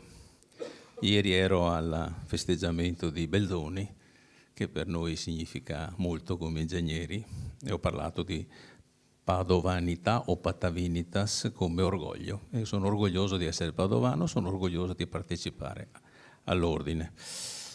Sono orgoglioso anche perché sono stato chiamato a cercare di trovare una soluzione non facile per la passerella di via Goito. Per uno come me, credo che ce ne sia più di qualcuno che da quella passerella si tuffava. Sto parlando di una 60 d'anni fa, forse anche 70. Il fatto che quella passerella fosse destinata alla demolizione mi è sembrato un insulto alla memoria dei padovani, soprattutto della Rarinantes Patavium 1905 e anche della Canottieri che stava un po' più in là, dove noi da Discoli ogni tanto si andava a staccare la piattaforma, perché se vi ricordate, adesso c'è Tremonti, si attraversava la strada portandosi il canoino, mentre noi invece eravamo già lì. Allora, quando abbiamo capito che c'era in aria qualche cosa di pesante, abbiamo cominciato a muoverci, un po' tutti a dire la verità. Dopodiché ci siamo accorti che con una mostra bellissima, tra l'altro presenziata anche dall'ordine, promossa da Chiara Romaro, figlia di Giorgio, nostro illustre concittadino, ahimè mancato anche in modo tragico. Chiara Romario l'ho laureata con una tesi sulla sua famiglia, i Romaro, 100 anni di carpenteria metallica, ed è legata a queste 3 passerelle. Mi soffermo un secondo perché è importante che partecipiamo emotivamente anche a queste cose, perché non si vive solo di sola tecnica, si vive di memoria, si vive di condivisione, si vive di capacità di trovare il giusto compromesso. È chiaro che la prima scelta, abbiamo anche scritto su Galileo in vari modi, era quella di lasciare la passerella dove era. Si era anche impegnato il vice sindaco Michalizzi, ce l'ha confermato perché abbiamo fatto 2 o 3 incontri, devo dire promossi dal nostro presidente. Non sono io che ho promosso queste cose, mi hanno chiamato, forse perché occupandomi ormai da una vita di ponti e di passerelle, quando si parla di ponti mi citano, non ho ancora capito perché, a dire la verità, ma soprattutto quelli umani sono quelli più belli. Faccio una battuta, anche quello tra un uomo e una donna è più bello in assoluto perché produce la vita. Ecco, tanto per capire un pochino come mi cerco di collocarmi. Allora, siamo riusciti a trovare un compromesso che non è completamente accettato da una buona parte, diciamo, dell'associazione Archivio Romaro, ma che però era l'unico possibile e sul quale abbiamo trovato la convergenza dell'amministrazione. Guardate che non è facile perché l'appalto era già assegnato, praticamente i lavori erano iniziati, col progetto esecutivo era un appalto integrato, l'impresa che ha vinto è Zara, che è un'impresa seria che ha fatto per me un paio di cose, la passerella Rarinantes, stasera vado a Fontaniva perché ho risolto un problema sulla passerella in Fregio al Brenta, e quindi troveremmo sicuramente anche da parte dell'impresa uno che si apre, però voi sapete che con la legge degli appalti non è semplice. Comunque la faccio breve, si è costituito, direi per volontà quasi unanime, sia il vice sindaco sia il responsabile Massimo Benvenuti e anche quello dei giardini e dei parchi, che è importante, di smontarla, che non è facile perché lì c'è un'incrostazione, insomma una passerella che ha 60 anni quasi, e rimontarla dove? Beh, abbiamo pensato 2 o 3 soluzioni. Inizialmente, lo dico anche con grande rammarico per certi versi, ma anche con grande gioia, assieme agli architetti si pensava di fare un concorso di idee, però diventava un po' difficile gestire un concorso, quindi si è ritenuto di costituire un gruppo di lavoro che abbia i 3 presidenti, cioè Riccardo come ingegnere, Fabio Tretti come collegio degli ingegneri e l'architetto Righetto, bravo, vedete l'età. A dire la verità, succede anche ai 40enni, quindi la cosa non mi preoccupa di dimenticarsi i cognomi, con 2 funzionari del comune e io che sono lì a fare un po' più che da jolly, da matta, tanto lo sanno tutti che sono matto ma non sono pericoloso, mica vero, sono anche pericoloso. E quindi adesso aspettiamo, credo che sia stata fatta in questi giorni la delibera, mi hanno chiesto di preparare una base, anche questo è indicativo, cioè ci stanno dando una grande fiducia e questo secondo me è il risultato migliore che potevamo ottenere. Certo, non è più lì, ce ne sarà un'altra, discutibile o meno, comunque sia è un'opera che ha un discreto pregio architettonico e che significa che un minimo di attenzione c'è. Voi sapete che io sono molto attento alla questione dell'architettura dei ponti, però quello che conta è che l'amministrazione, dopo aver fatto il pateracchio, diciamo, perché si poteva sicuramente trovare una soluzione avendo le carte un po' più indietro, adesso vedremo nelle prossime settimane se si darà seguito a questa cosa e come. Io sono convinto che si farà. Io cerco di fare un po' da mediatore culturale, è un termine che oggi si usa in modo un po' strano, comunque, e ci metterò tutto del mio perché vorrei che fosse un emblema che salvare la propria memoria significa guardare al futuro con maggiore positività. Ecco, io volevo farvi partecipi di questa cosa. Nell'assemblea precedente Fabio Tretti è entrato nel merito. Abbiamo raggiunto un risultato. Ripeto, quello che conta in questo momento, al di là del risultato è che l'amministrazione ha avuto fiducia nella nostra categoria e di questa fiducia noi dobbiamo fare tesoro. Credo che sia molto importante. Per quanto riguarda Galileo, stiamo lavorando, devo ringraziare l'Ordine che dà un contributo significativo alla rivista, che ha poi qualche sponsor, non molti. Vi invito, se trovate qualcuno che ci molla 300-400 euro, 500 euro, perché mi consente di fare qualche numero in più. Noi i nostri 6 numeri li facciamo regolarmente, non abbiamo bisogno di nessuno, però se riusciamo a fare i numeri, anche quelli speciali, ne abbiamo fatti alcuni, qualcuno anche un po', diciamo azzardato, ma d'altra parte per chi mi conosce sa che ho la lingua lunga e mi assumo anche le responsabilità di quello che faccio. È già stato detto prima, siete tutti invitati a dare il loro contributo. Abbiamo in prima fila Carlo Morandi che, oltre a essere molto presente, scrive anche dei romanzi. Uno mi è piaciuto molto perché guardava il ponte di ferro, anche da lì mi tuffavo io, quindi anche imparato a nuotare sul fiume io.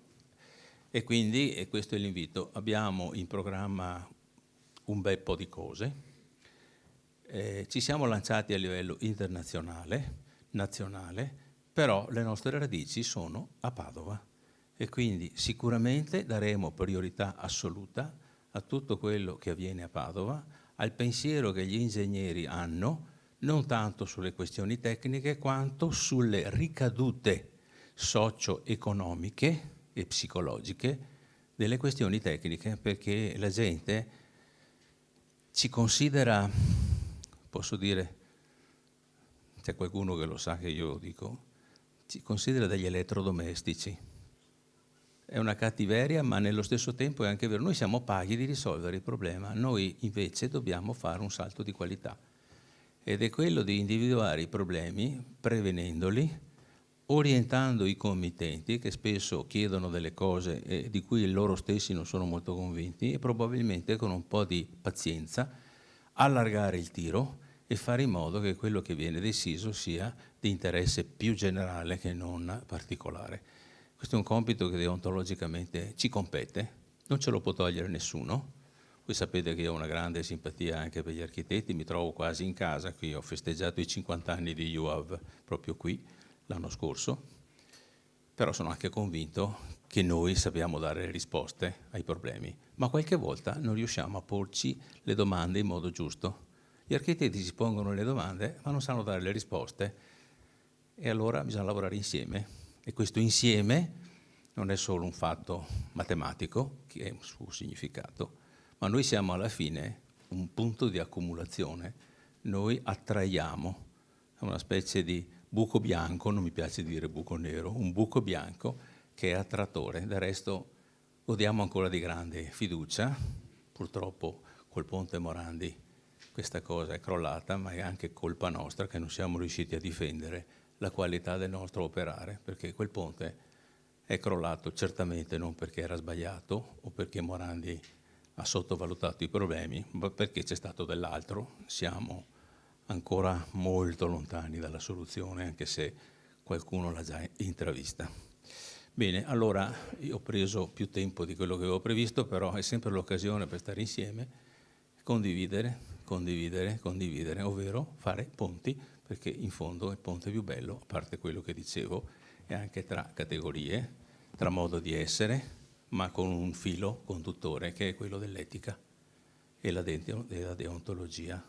Quindi il mio rinnovo al Consiglio dell'Ordine, al Consiglio della Fondazione, a lavorare insieme, cercare di fare in modo che le vecchie diatribe che ci sono state anche nel passato, lo sappiamo, io stesso ne ho vissute alcune, anche perché sono iscritto da 55 anni, forse qualcosa del genere, e quindi l'interesse della teoria deve essere dimostrato anche con qualche personale sacrificio, un passo indietro da soli per farne 1000 insieme. Grazie.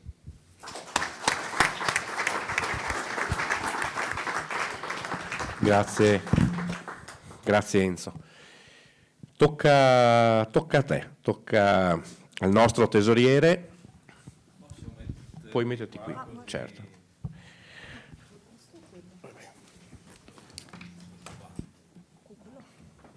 Così controllo meglio. Bene, buonasera a tutti, grazie di essere qui questa sera. Mi sembra che ci sono anche parecchi collegati, mi sembra in streaming. Anticipiamo già che poi al termine della presentazione del bilancio ci sarà la votazione, ci sarà anche la possibilità per chi è ovviamente in collegamento di esprimere la propria opinione. Non so se abbiamo la possibilità di raccogliere eventualmente anche dei quesiti da remoto, quindi eventualmente immagino che tramite la chat del collegamento si possa eventualmente chiedere qualche chiarimento. Allora, parto dalla fine, perché ormai sono stato già spoilerato. Se avevate qualche dubbio sulla questione quota aumenta, quota diminuisce, diciamo che per quest'anno l'obiettivo era quello da cui siamo partiti, era quello di cercare di mantenere la quota per quanto possibile invariata durante il mandato. Questo appunto è l'argomento che è stato già spoilerato, quindi sul termine della quota non mi dilungherò ulteriormente. Faccio solo una riflessione, questa è una slide che avevo presentato l'anno scorso, proprio in questo periodo, in cui stiamo cominciando ormai ad avere quasi tre anni, perché nel 2021 abbiamo fatto la prima presentazione, subito dopo l'insediamento, del primo bilancio preventivo, e nel 2022 è andato il secondo, questo è già il terzo bilancio preventivo che approviamo come mandato. Appunto anche questo è un argomento che è stato già oggetto di qualche attenzione sulla questione delle quote, che sono il nostro praticamente quasi unico sostegno dal punto di vista economico. E siamo partiti appunto dal 2021 con un numero di quote non pagate, non regolari, abbastanza elevato. Soltanto appunto nel 2021 avevamo quasi 1500 quote, di cui appunto quelle che potevamo definire regolari erano meno dell'80%.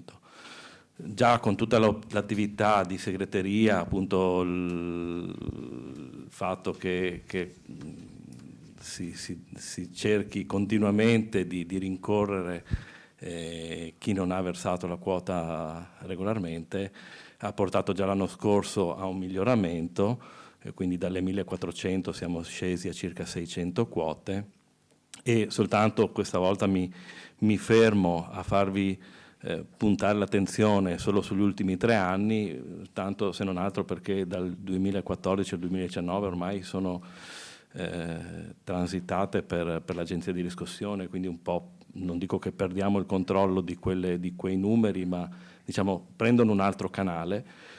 E guardando gli ultimi 3 anni vediamo un ulteriore miglioramento di quest'anno, che passa da circa 88.000 euro di quote non pagate a meno di 40.000, quindi diciamo il miglioramento è sensibile. Quindi volendo cercare di vedere la parte la parte piena del bicchiere, quindi volendo vedere soltanto quelle che sono la parte regolare, diciamo che nei 3 anni di mandato finalmente abbiamo 3 punti per cui siamo riusciti a costruire un grafico. Scusate, ma l'essere ingegnere ci costringe a fare queste rappresentazioni. Diciamo che è abbastanza confortante, anche se questo non deve farci abbassare la guardia, nel senso che comunque immagino che l'obiettivo venga raggiunto soltanto perché il lavoro della segreteria è incessante e martellante, e quindi non posso che continuare a ringraziare il lavoro che viene svolto nel sollecitare continuamente chi non diciamo versa regolarmente le quote. Comunque diciamo che l'essere arrivati ormai a a un valore di quote regolari dell'ordine del 95%, è secondo me un risultato importante, ecco, contando che partivamo da meno dell'80 e con alcune situazioni croniche che siamo riusciti a risolvere anche con diciamo degli accordi, rateizzazioni, perché c'erano alcuni che avevano annualità non pagate, insomma, di svariati anni. Andando alla questione dei numeri, mi scuso ancora se le slide non sono così divertenti, ma diciamo qua dobbiamo purtroppo, la rappresentazione che possiamo dare a un bilancio è sempre questa. Allora, per quanto riguarda la parte delle entrate, cercherò di descriverla velocemente e per quanto possibile in maniera indolore. Per quanto riguarda le entrate, diciamo qua adesso ho fatto apparire in blu diciamo quelli che sono i numeri che partono da quello che è il bilancio in corso, quindi diciamo il bilancio preventivo viene valutato partendo sia dal preventivo dell'anno precedente, ma anche valutando quello che è la spesa corrente dell'anno in corso. Quindi abbiamo il preventivo che abbiamo fatto a dicembre dell'anno scorso e viene confrontato con quello che è appunto il consuntivo fino a, noi abbiamo a registro ormai tutti i dati fino a fine ottobre e poi per novembre e dicembre mettiamo un valore previsionale che porta il totale a fine anno. Allora, per quanto riguarda quindi i contributi, abbiamo una previsione di chiudere in circa 663.000 euro, se non ricordo male, scusate, ma qua ci vedo veramente poco. E se vedete dei numeri, diciamo il fatto che i contributi nuovi iscritti ci sia una variazione negativa, è semplicemente un fatto di capitolo, perché fino all'anno scorso i nuovi iscritti entravano in un capitolo separato, in quanto pagavano la quota di iscrizione con un bollettino postale, quindi diciamo, aveva proprio un percorso di riscossione diverso e quindi veniva caricato in un capitolo diverso. Invece da quest'anno anche i nuovi iscritti, diciamo, versano la quota nello stesso modo di chi versa la quota degli anni successivi e quindi sono stati tutti quanti inglobati nell'unica voce delle iscrizioni, quindi tutti quanti attraverso il canale del Pago PA. La questione degli ulteriori introiti è legata principalmente alla questione di una convenzione che abbiamo sottoscritto con l'autorità di distretto Alpi Orientali che riguarda l'osservatorio di cittadini, che annualmente, una volta ogni 2 anni, diciamo, in base a quelle che sono le uscite dei tecnici che fanno sul territorio,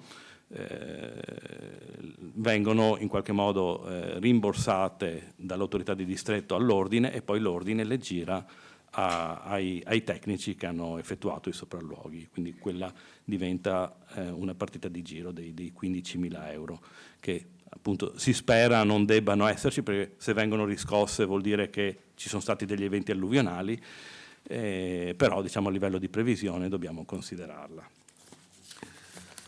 E con questo diciamo chiudiamo il capitolo delle entrate, che appunto sono legate appunto essenzialmente quasi esclusivamente a questi due capitoli. Per quanto riguarda le uscite, vediamo se, eccoci qua, abbiamo anche i numeri del bilancio attuale. Andiamo un attimo con ordine per cercare di rappresentarvi al meglio un po' quelli che sono i numeri. Allora, per quanto riguarda, partiamo dai macro numeri, diciamo, uscite per organi dell'ente sono le indennità diciamo che vengono riconosciute ai vari soggetti che partecipano a eventi formativi, vanno al CNI, eccetera, quindi vengono rimborsati di quelli che sono i costi di costi di trasferta. Abbiamo un valore che è un po' più basso, vedete il valore in blu di 13.000 e rotti è quello che è stato speso fino ad adesso, però c'è da considerare che stanno riprendendo in maniera abbastanza significativa gli eventi in presenza. Noi ricordiamo che siamo reduci da un periodo di Covid in cui tutti gli eventi in presenza erano stati annullati e quindi su questa voce, diciamo, l'anno scorso, 2 anni fa, spendevamo quasi niente.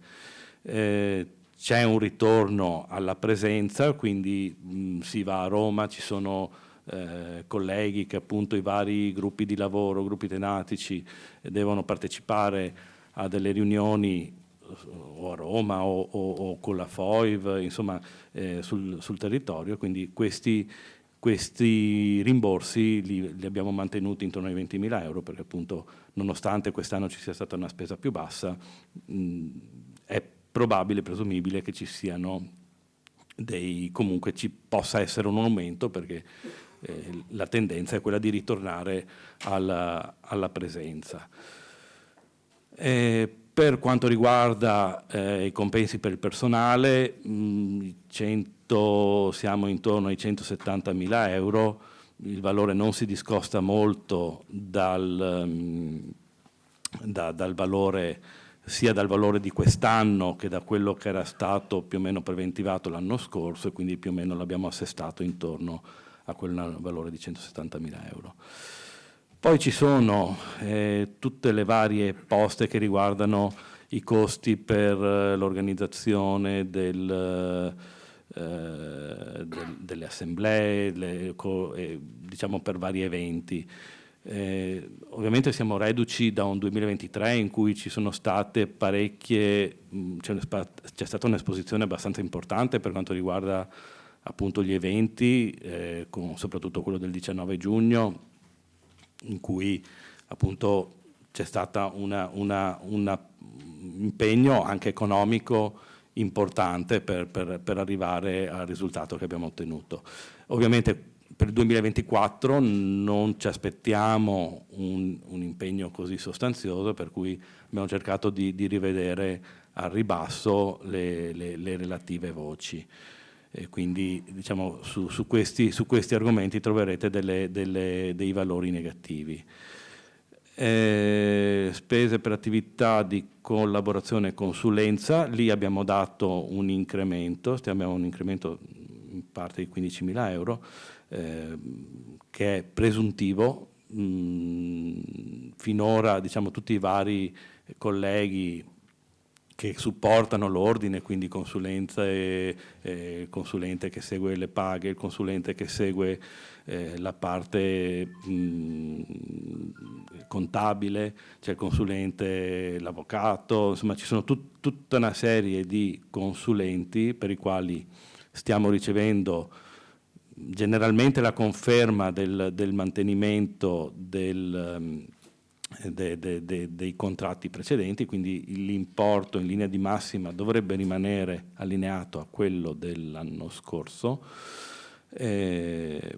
però appunto siccome ci sono state anche delle nuove nomine, entrano sempre delle funzioni nuove, un paio di anni fa era entrato il DPO e questa era una figura che prima non c'era, e ci sono tutta una serie di nuove nomine che devono essere fatte, servono dei nuovi consulenti, l'importo come vedete già oggi supera di slancio i 50.000 euro e quindi abbiamo detto arrotondiamolo a 60.000 per essere sicuri di essere in qualche modo coperti.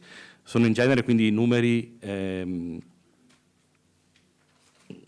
generosi, ecco, quindi che dovrebbero garantire tutte le attività che sono prevedibili nel corso dell'anno. Altre cose, mi sembra che di sostanziale come variazioni non ci sia nulla, diciamo che nella sostanza i numeri rappresentano quello che è la previsione, l'arrotondamento della previsione a fine anno 2023, eventualmente con degli aggiustamenti motivati. Appunto, per quanto riguarda quelle che sono le convegni ed eventi formativi, appunto abbiamo diminuito gli importi, vedete siamo sui 6.000, 8.000 euro in meno rispettivamente, siamo non so se si vede il puntatore, no? Siamo sulla parte finale della slide, appunto proprio perché non abbiamo più gli eventi legati al centenario, e quindi possiamo immaginare che l'esposizione sarà sicuramente minore.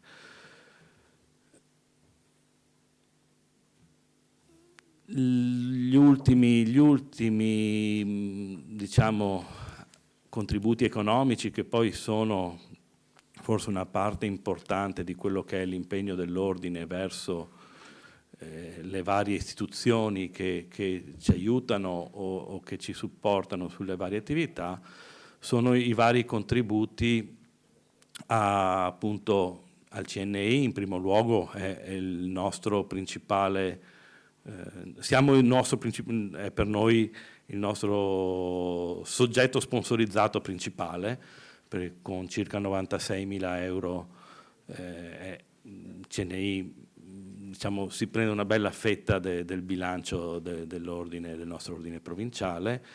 E poi abbiamo diciamo, la nostra fondazione, per la quale già dal 2023 è stato deliberato un aumento a 50.000 di quello che era il contributo ordinario, proprio per supportare tutte le varie iniziative di formazione, ricordando appunto che l'obiettivo dell'ordine e della fondazione è quello di cercare di offrire per quanto possibile una formazione gratuita. In questo appunto partirà probabilmente a inizio anno il percorso di etica, e già lì ci sarà non so quanti sono gli eventi, sono 10 eventi che avevi detto prima, quindi sono già 10 per 3, 30 crediti formativi gratuiti che ciascun iscritto a cui può accedere liberamente. E quindi l'impegno a cercare di garantire una formazione gratuita è ovviamente ha bisogno del giusto sostegno. Poi Federazione dell'Ordine Ingegneri, anche qui ci sono circa 30.000 euro di contributo, non siamo noi a deciderlo, è deciso a livello regionale. E poi abbiamo il contributo al collegio, quindi l'abbiamo ridotto da 17.000 a 15.000 soltanto appunto perché c'era anche in questo caso la posta dei 17.000 che era stata deliberata l'anno scorso, era legata appunto agli eventi del centenario e quindi alle pubblicazioni che poi sono state fatte in parte consegnate a chi è venuto all'evento del 19 giugno. E l'ultima iniziativa, quella legata al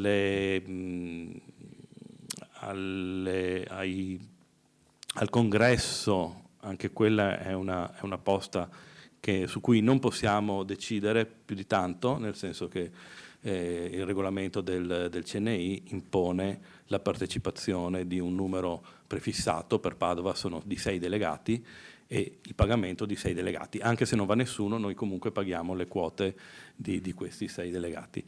E quindi diciamo anche quella, la posta del congresso è riportata a bilancio con un numero analogo a quello di quest'anno. Basta, mi sembra di ricordare, tra i vari numeri dovreste vedere anche un aumento legato a quelle che sono le spese per attività aggregative, che da 12 passa a 17.000 euro su indicazione anche del consigliere delegato delle attività aggregative, appunto, in quanto oltre al tradizionale torneo di calcio che si svolge durante durante la primavera e poi si conclude in sede del congresso. Quest'anno ci sarebbe l'intenzione, poi ovviamente dipenderà dalla partecipazione degli iscritti, anche di aprire ad ulteriori attività sportive, quindi so che hanno attivato il padel, hanno attivato quindi altre, c'è il ciclismo, c'è lo sci mi pare, e quindi per chi avesse voglia di rappresentare l'ordine in queste discipline ovviamente è benvenuto, basta che lo segnali a segreteria e cercheremo di metterlo in contatto con i rispettivi referenti.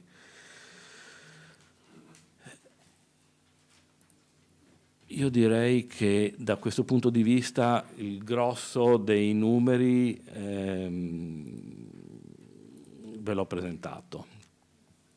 Se ci sono domande sono ovviamente a vostra disposizione e basta, diciamo, altrimenti sì, potremmo passare alla votazione.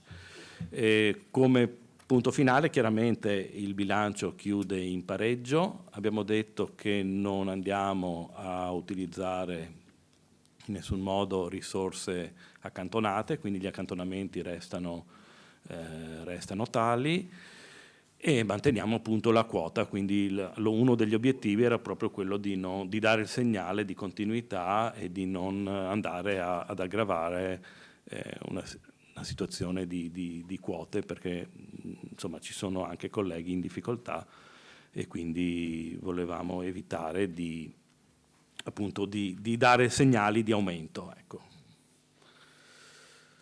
Basta, io non ho altro, quindi se ci sono domande passiamo eventualmente il microfono, altrimenti possiamo procedere alla votazione. Ok, se non ci sono domande direi che possiamo procedere alla votazione sia per le persone presenti, andiamo per alzata di mano, e anche per chi è collegato online, che non so quale sia il numero. Direi che partiamo intanto, per dare tempo al service di organizzarsi, partirei con i presenti, quindi vi chiedo eventualmente di alzare la mano nel caso ci fossero dei contrari per l'approvazione del bilancio previsionale 2024, quindi chi è contrario alza la mano. Quindi non ci sono contrari, sempre per alzata di mano se ci sono degli astenuti. Parlo sempre ai presenti. Se uno si astiene, come fa a alzare la mano?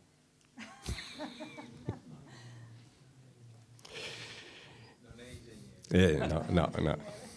Carlo, no. Ok, e quindi per quanto riguarda i presenti, poi abbiamo il numero esatto delle persone presenti, quindi sono tutti concordi, approvano il bilancio previsionale.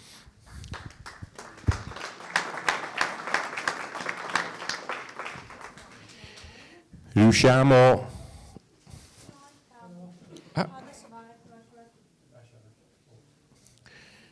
ok, allora io faccio fatica un po' a leggere. 240 su... sta ancora andando avanti. Sono 449 Allora, scusate, diciamo totali? sono 449 collegati e finora hanno votato 298 persone, 300 persone circa. Beh, abbiamo superato il 50% è superato ampiamente. Quindi allora, scusa, contrari? Non approvato? Nessuno. 0. Ci sono 21 astenuti.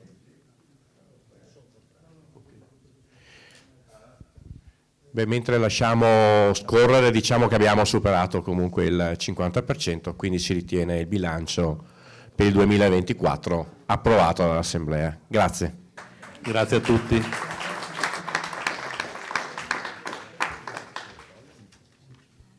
Gli ultimi, insomma.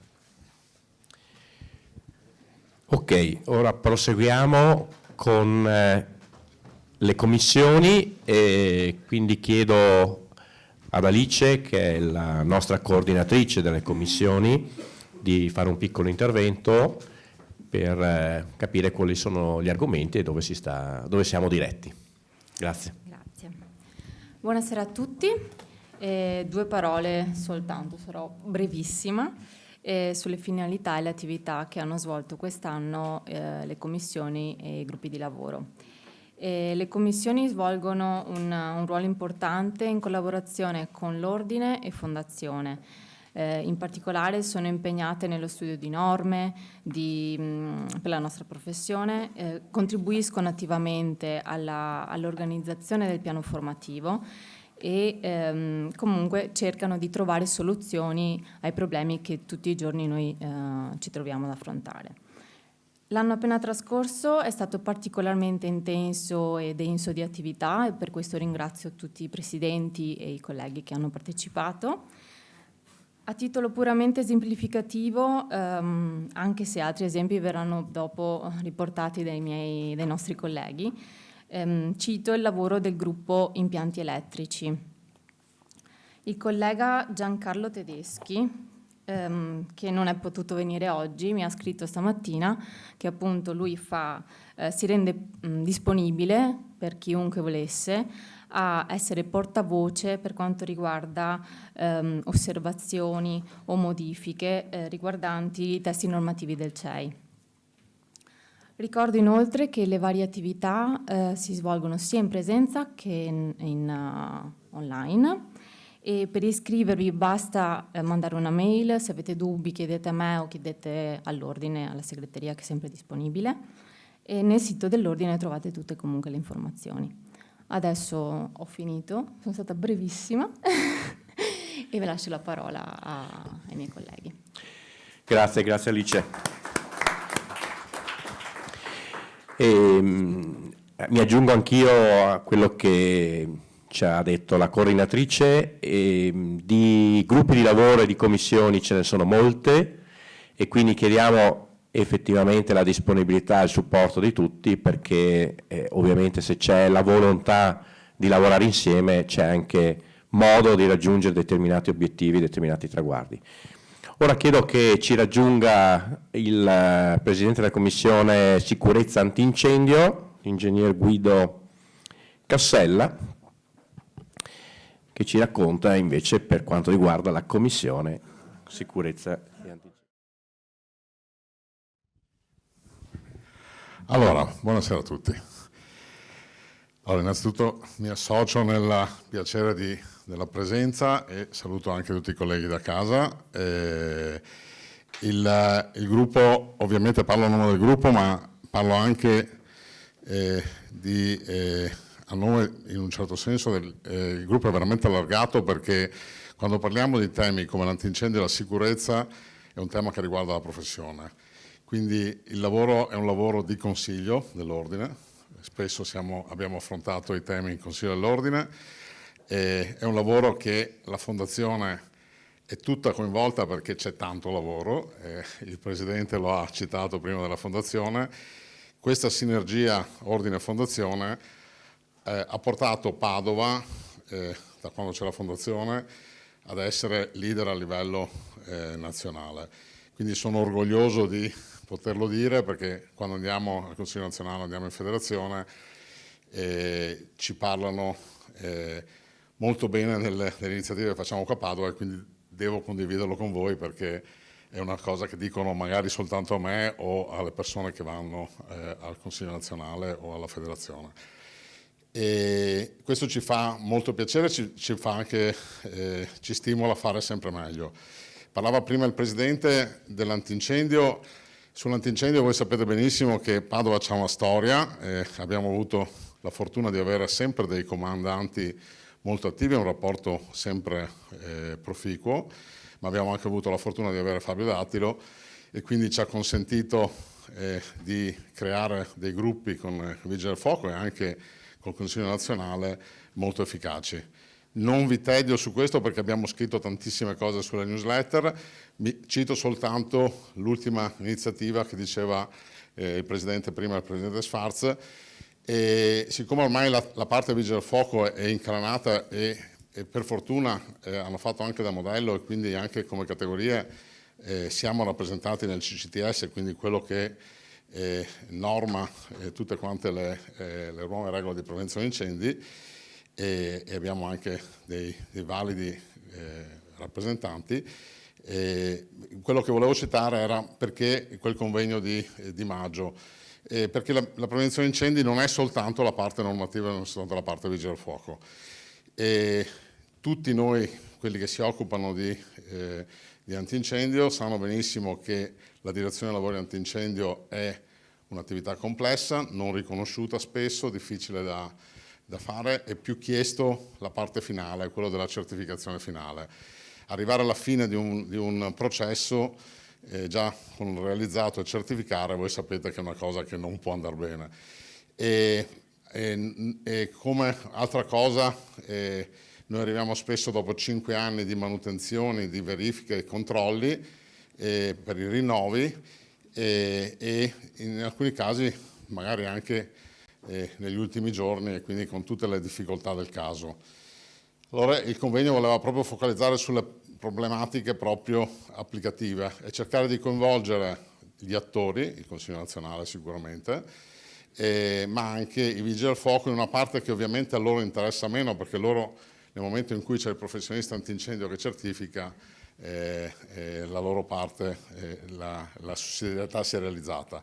Noi sappiamo benissimo quante problematiche ci sono in tutto questo e quindi il tema era incentrato su questo. E l'altro tema che si è affrontato, che poi è tema anche che parleremo anche quando parliamo della sicurezza cantieri, è tutto l'effetto della digitalizzazione, l'effetto anche della mancata standardizzazione, perché per cercare degli automatismi anche che richiedono, per esempio tutti i sistemi del BIM e così via, e ci rendiamo conto che noi in Italia siamo complessi, abbiamo definizioni in più norme, abbiamo modi di parlare della stessa cosa, dello stesso oggetto con più nomi e soprattutto non perfettamente mutuabili con il linguaggio europeo. Quindi abbiamo parlato anche di questo ed è un tema che ci sta molto a cuore, perché non vogliamo realizzare che poi dopo tutto il sistema del BIM si traduce in darlo in mano a delle software house che poi ci impongono delle cose e noi non capiamo neanche quello che c'è in mezzo. È un tema molto importante per tutte le modellazioni eccetera, ma ne abbiamo già affrontato, ma era soltanto per citare le tematiche che avevano nel convegno. L'ingegnere Chignoli invece citava prima il lavoro della FOIV. Noi a Padova abbiamo la fortuna di avere un rapporto storico con il Spisal molto costruttivo e ovviamente sempre di prevenzione, perché poi dopo nell'attività ispettiva ovviamente le parti si allontanano, però è molto molto importante lavorare sulla prevenzione. Siamo partiti, vi ricordo, qui a Padova nel 97 con i primi corsi in Italia proprio sulla sicurezza cantieri. Abbiamo fatto qui a Padova il modello di POS, stiamo parlando del 2000, con le parti sociali, quindi con gli Spisal, con le associazioni di categoria, con il sindacato, in quel caso lì era il CPT, quindi un sistema che secondo me è molto corretto, perché è un sistema che va a premiare la condivisione. E questo sistema qua è un sistema che spero che continuiamo a portarlo anche nei tavoli regionali e nazionali, perché non è così frequente nel territorio nazionale. Anche parlavo prima del professor Siviero, con gli architetti e con i geometri, abbiamo sempre lavorato in abbinata sulla sicurezza cantieri ed è corretto che sia così. La incolumità delle persone non parte dall'ingegnere, dall'architetto, dal geometra, ma da tutti gli attori del cantiere. Volevo soltanto parlare appunto di futuro, quindi i temi li ha citati l'ingegnere Chignoli, anche il presidente Sfarz, sono ovviamente sempre quello dell'innovazione, perché è travolgente su tutta la nostra professione, ma per ottenere un vero salto sulla sicurezza dobbiamo levarci dall'obbligo formativo, dalla codifica formativa, e dobbiamo entrare nella progettazione, e il digitale ci può aiutare molto. E dobbiamo lavorare molto sulla formazione, una formazione, come ha citato il Presidente della Fondazione, molto concreta, molto sul campo, 8 corsi di addestramento già finiti di provare l'anticaduta. Adesso stiamo facendo già il modulo 2, cioè dove andiamo direttamente in quota, ancora più avanzato, ma il primo modulo è di conoscere l'utilizzo dei DPI, proprio per progettarli meglio. E poi la condivisione. Non possiamo lavorare come ingegneri, dobbiamo trainare come ingegneri, perché siamo credibili, però se parlano solo gli ingegneri la controparte ci ascolta meno. Quindi lo sforzo di condividere con non solo le altre categorie professionali, architetti, geometri e periti industriali nel caso della prevenzione incendi, ma con le parti sociali, Confindustria, ANCE e anche la parte sindacale è fondamentale. Io spero che su questo continuiamo a lavorare in questa direzione, perché abbiamo bisogno anche di una svolta anche nella sicurezza cantieri. Dobbiamo cercare di far entrare veramente il digitale nel cantiere come strumento di aiuto. Oggi il digitale c'ha un sacco di freni, tra cui quello giuridico della tutela della privacy. E per tutelare la privacy non tuteliamo la sicurezza. Allora, in parte, non è la vera privacy, la privacy di come l'hanno tradotto nelle normative, non è proprio, il termine privacy non è correttissimo, sono d'accordo, ma l'ho voluto soltanto sintetizzare. Siccome non si può controllare il lavoratore, allora non riusciamo ad avere l'attività di controllo sul cantiere, un termine un pochettino più generico.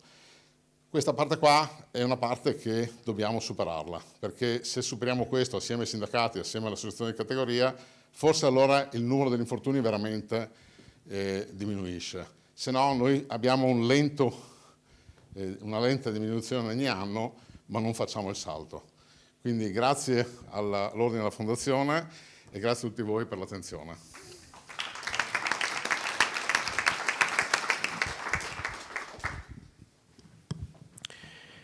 Grazie Guido. Ora chiamo qui sul podio l'ingegnere Leonardo Turolla per la Commissione Politiche del Lavoro e Previdenza. Grazie. Allora, buonasera a tutti intanto, e a chi è qui e anche a chi ci segue da remoto. Allora, giusto per presentarvi velocemente e occupare poco tempo per quel che riguarda la Commissione, in realtà politiche del lavoro sinceramente ne facciamo poco noi all'interno della nostra Commissione, in quanto chi sovrintende alle principali politiche del lavoro, grazie, è il governo, sono le istituzioni. Certamente tramite un po' quello che è la nostra attività la mia in particolare, di delegato in Arcassa per l'Ordine di Padova, tramite Inarcassa e la Fondazione Inarcassa cerchiamo senz'altro di influenzare o comunque di portare avanti delle tematiche che riguardano principalmente i nostri colleghi ingegneri liberi professionisti in primis. E cosa vuol dire ingegnere libero professionista? Questa è una bella domanda, perché oggi anche la professione dell'ingegnere, permettetemi e concluderò poi con una slide in tal senso, evolve moltissimo, non è più solo l'ingegnere come si pensava magari una volta, strutturista o edile e così via, ma sono ingegneri che sono sempre più anche consulenti di azienda, perché no? Io stesso lo sono stato, e c'è ingegneria gestionale al giorno d'oggi, informatica, ci sono diverse evoluzioni della professione dell'ingegnere, e di questo, perché no, Inarcassa ne dovrà tenere molto conto, e questo è uno degli argomenti da qui in avanti, se volete, anche della nostra commissione. Ma brevemente inizio raccontandovi un po' cosa fa la nostra commissione che io chiamo Previdenza in Arcassa. Allora, è una commissione molto piccola in questo caso, in quanto le persone che compongono ad oggi la commissione, che la compongono attivamente, sono 5. Io, ovviamente, la signora Minto, che è, dopo vedremo anche, al servizio dell'ordine proprio come consulente esterno, che segue proprio quello che si chiama sportello previdenza dell'ordine, che aiuta in particolare, proprio è il primo punto di supporto per gli ingegneri per capire la loro situazione previdenziale e per cercare di dare una mano a risolvere eventuali problematiche. Io e la signora Minto, poi vedremo, collaboriamo molto strettamente, perché molte di queste problematiche hanno necessità di essere portate anche a livello proprio degli uffici di Narcassa di Roma. Molte, ho sbagliato, per fortuna non sono proprio molte, le più complesse sicuramente. Ci sono situazioni molto complesse che a questo punto devono essere analizzate e risolte con l'aiuto anche proprio degli uffici di Narcassa di Roma. Le altre persone che collaborano alla commissione sono persone anche giovani, 2 ragazzi giovani, uno è un libero professionista che al 100% fa la libera professione, Giovanni Marcolin, e un'altra persona, la Diletta Marchesan, per esempio, è un ingegnere che fa l'insegnante, poi invece lavora. Ecco, queste sono situazioni fluide dove però anche lei ha un'idea e una visione di cominciare a pensare da giovane alla sua futura situazione previdenziale e pensione, quello che sarà. E questo è il primo punto, è il punto forse più importante della nostra commissione. Cosa serve questa commissione? A supportare gli iscritti, ma prima di tutto proprio a sviluppare e a migliorare le conoscenze previdenziali degli ingegneri. Ovviamente è rivolta prima di tutto ai liberi professionisti, ma non solo a quelli necessariamente, perché molto spesso tanti ingegneri che oggi, è il mio caso, io anni fa ero dipendente, poi dirigente, poi ho lavorato all'estero, poi alla bella età di 46 anni ho deciso di fare il libero professionista. Insomma, ho dovuto un po' pensare anche alla mia previdenza, che impatti aveva questa cosa, perché prima ero per esempio dipendente INPS, eccetera. Allora è importante, soprattutto per i giovani e ancora di più al giorno d'oggi, che stiamo passando da un regime retributivo a uno contributivo, ovvero tutto ciò che versiamo in proporzione ci viene, la pensione in proporzione è legata ai contributi che versiamo, ok? E solo a quello, fondamentalmente, è importante cominciare a pianificare per tempo quello che si vorrà ottenere.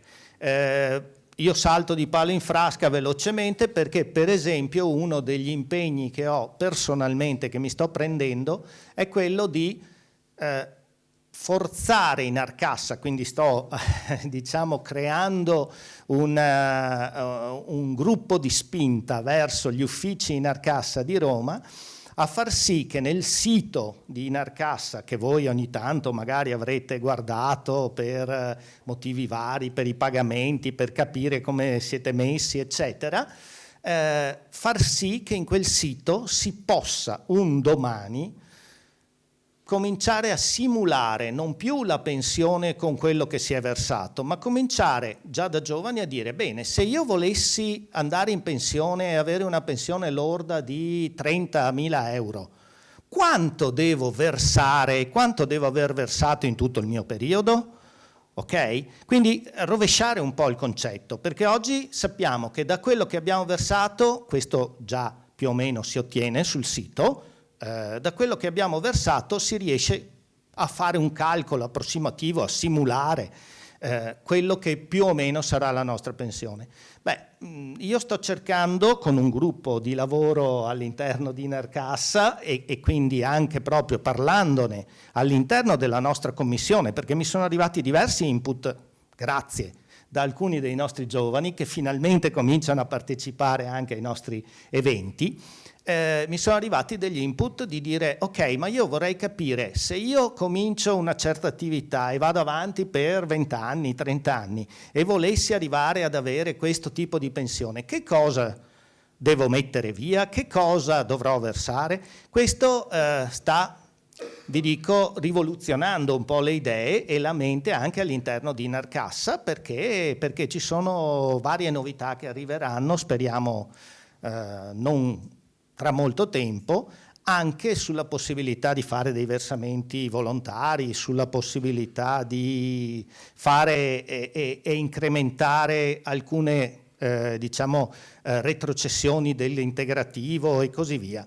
E questo è una delle cose, per dirvi, per fare un esempio, che la nostra commissione ha discusso già da tempo e io personalmente sto portando avanti con un altro gruppo di delegati di altre province a Roma. Ok, quindi la commissione che si riunisce mensilmente fa questo, cerca veramente di aiutare le persone, di supportare i nostri colleghi e soprattutto di dare più visibilità e più consapevolezza ai nostri colleghi ingegneri su quello che sarà la loro previdenza un domani, soprattutto in ambito della libera professione. Bene, oltre a questo, vediamo un attimo se... Ecco, giusto per accennare, in quest'anno 2023 sono stati portati avanti 2 eventi principali, sono stati conclusi al 7 di marzo, c'è stato un evento insieme con gli architetti, qui a Padova, è proprio qui in questa sala, anzi, un workshop alla presenza del presidente di Narcassa, che è venuto su da Roma, e che ci ha presentato appunto la situazione di Narcassa, la situazione in particolare col focus sulla città di Padova e le principali problematiche e anche le principali novità che erano state elaborate nell'ultimo periodo. Questo è stato un momento, per esempio, molto utile per alcuni ingegneri e architetti che hanno partecipato. Se posso dire un po' un piccolo rammarico di questo evento che si è svolto appunto il 7 marzo e che dopo, da quel momento, ho cercato poi di magari modificare come messaggio. C'erano presenti soprattutto persone ormai quasi al finale della carriera, pochi giovani. E invece la cosa più importante è che cominciamo da giovani a pensare alla nostra previdenza. Bene, il 30 di maggio invece all'interno del percorso di etica c'è stato un momento formativo, proprio insieme in collaborazione con la Fondazione, per tutti gli iscritti del nostro ordine di Padova, sempre sul ruolo della previdenza. Infine, giusto per citarlo, perché è stato un momento importante, all'8 di settembre abbiamo partecipato tutti i delegati del Triveneto alla sede dell'Ordine degli Ingegneri di Venezia a un momento di formazione sui nuovi regolamenti che usciranno l'anno prossimo e dopo vi spiego brevemente. Regolamento generale per l'assistenza, vi ricordo che Narcassa è un ente di previdenza e assistenza per i liberi professionisti, quindi tutto quello che riguarda l'assistenza, l'assicurazione salute, i prestiti, l'aiuto e il supporto alle famiglie con disabili e così via, sono tutti momenti di assistenza e strumenti assistenziali che Narcassa eroga. E abbiamo partecipato appunto ad un seminario organizzato tra l'altro in coordinamento con la FOIV e proprio all'Ordine di Venezia. Questo stesso tipo di seminario spero di riuscire a portarlo, e mi sto organizzando di riuscire a portarlo anche a Padova per l'anno prossimo, proprio con il presidente sempre di Narcassa o comunque con qualcuno all'interno della dirigenza di Narcassa.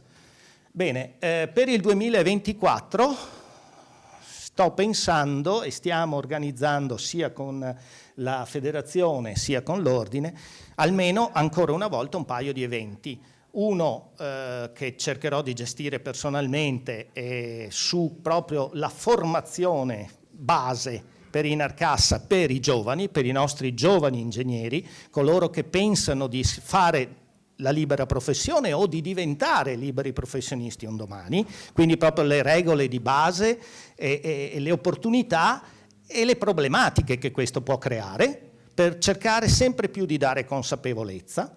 E un secondo evento invece riguarderà una cosa, spero verso la fine dell'anno, quindi nella seconda metà dell'anno, con appunto la partecipazione, spero, del presidente di Inarcassa o il suo vice.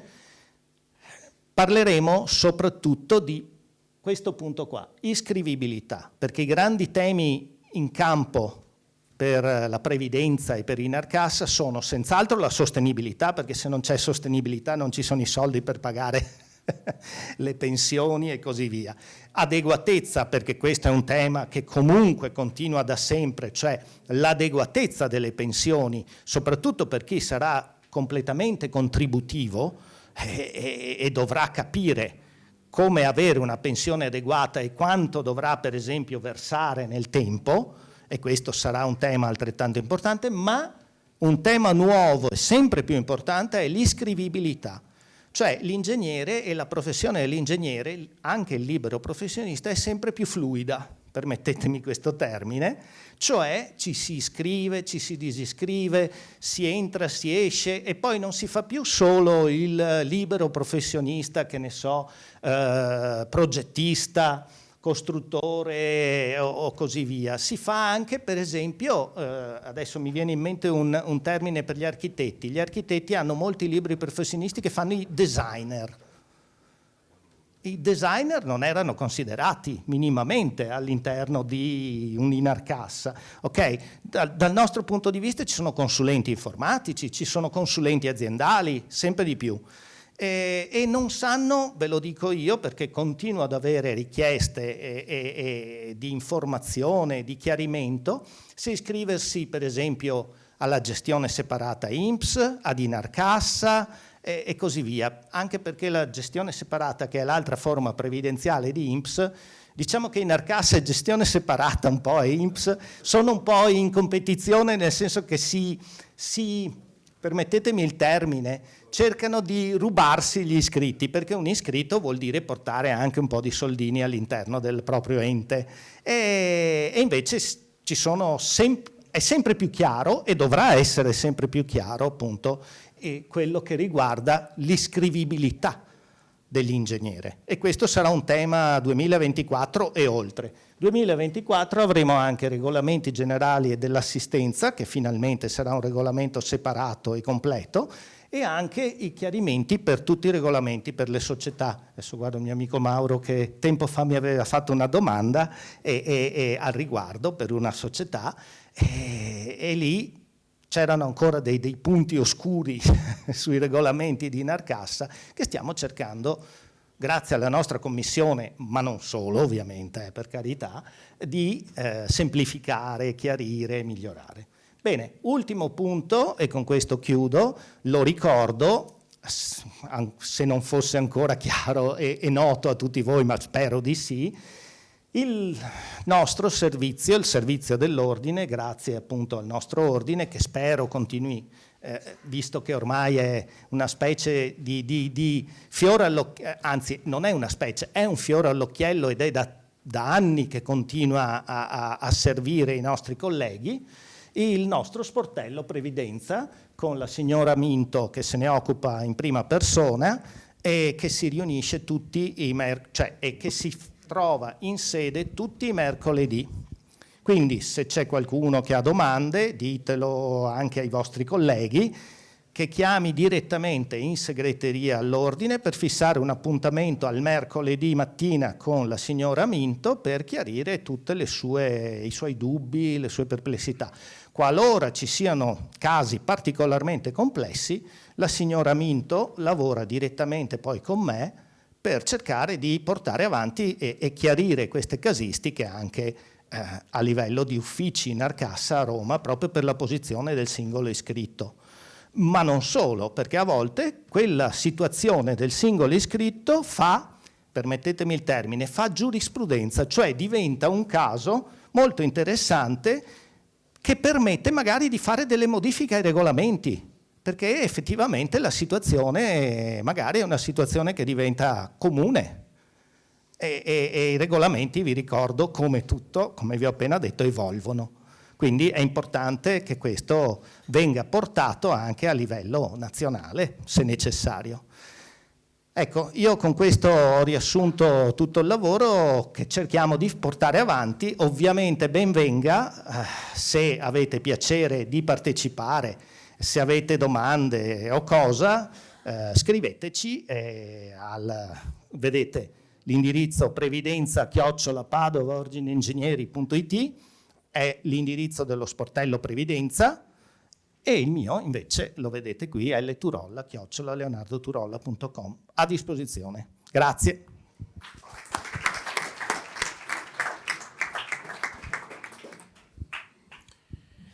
Grazie Leonardo. Adesso abbiamo in collegamento l'ingegner Mauro Cavasin per la Commissione Protezione Civile. Saluto i colleghi e le colleghe. Sì, come Commissione Protezione Civile noi cerchiamo di portare avanti quello che prevede la legge 1/2018 sul riordino della protezione civile, che è quello di mettere i cittadini e le cittadine al centro del sistema, far parte i cittadini e le cittadine del sistema protezione civile. Uno di questi modi è di andare a parlare direttamente in piazza, e siamo stati appunto in piazza in questo ultimo semestre. La prima occasione è stata il 30 settembre, se passiamo alla prossima diapositiva, in cui nella piazza Eremitani a Padova c'è stato un evento organizzato dal Comune di Padova sulla prevenzione del rischio idraulico nella nostra città. È intervenuto il ministro della Protezione Civile e Ambiente Musumeci e anche l'assessore Bottacin, anche egli assessore regionale Protezione Civile e Ambiente. Abbiamo parlato durante la giornata ai cittadini che hanno chiesto informazioni a noi sul rischio idraulico. Eravamo vicino al gazebo dei geologi e davanti anche al gazebo dell'autorità di bacino Alpi Orientali. Il ministro e l'assessore sono venuti al nostro gazebo, hanno parlato. L'assessore Bottacin, che vedete, era tutto preoccupato, gli abbiamo dato il nostro badge col cordino Ingegneri Padova, dice ma lui è di Belluno, fa, se mi vedono i colleghi chissà cosa diranno. In realtà poi una foto come questa le ha messe anche nel suo profilo. Se andiamo avanti vediamo un'altra diapositiva, sono sempre queste, è l'evento. Andiamo pure avanti, c'è poi possiamo passare alla prossima, c'è anche la foto di gruppo e era presente ovviamente anche le autorità cittadine. Essere in piazza vuol dire continuare anche a parlare ai cittadini e alle cittadine, e dopo 15 giorni siamo stati in 14 ottobre in piazza Cavour a Padova. Questa volta passiamo alla prossima con l'attività Io non rischio. Avevamo già fatto delle esperienze, andiamo pure avanti alla prossima diapositiva.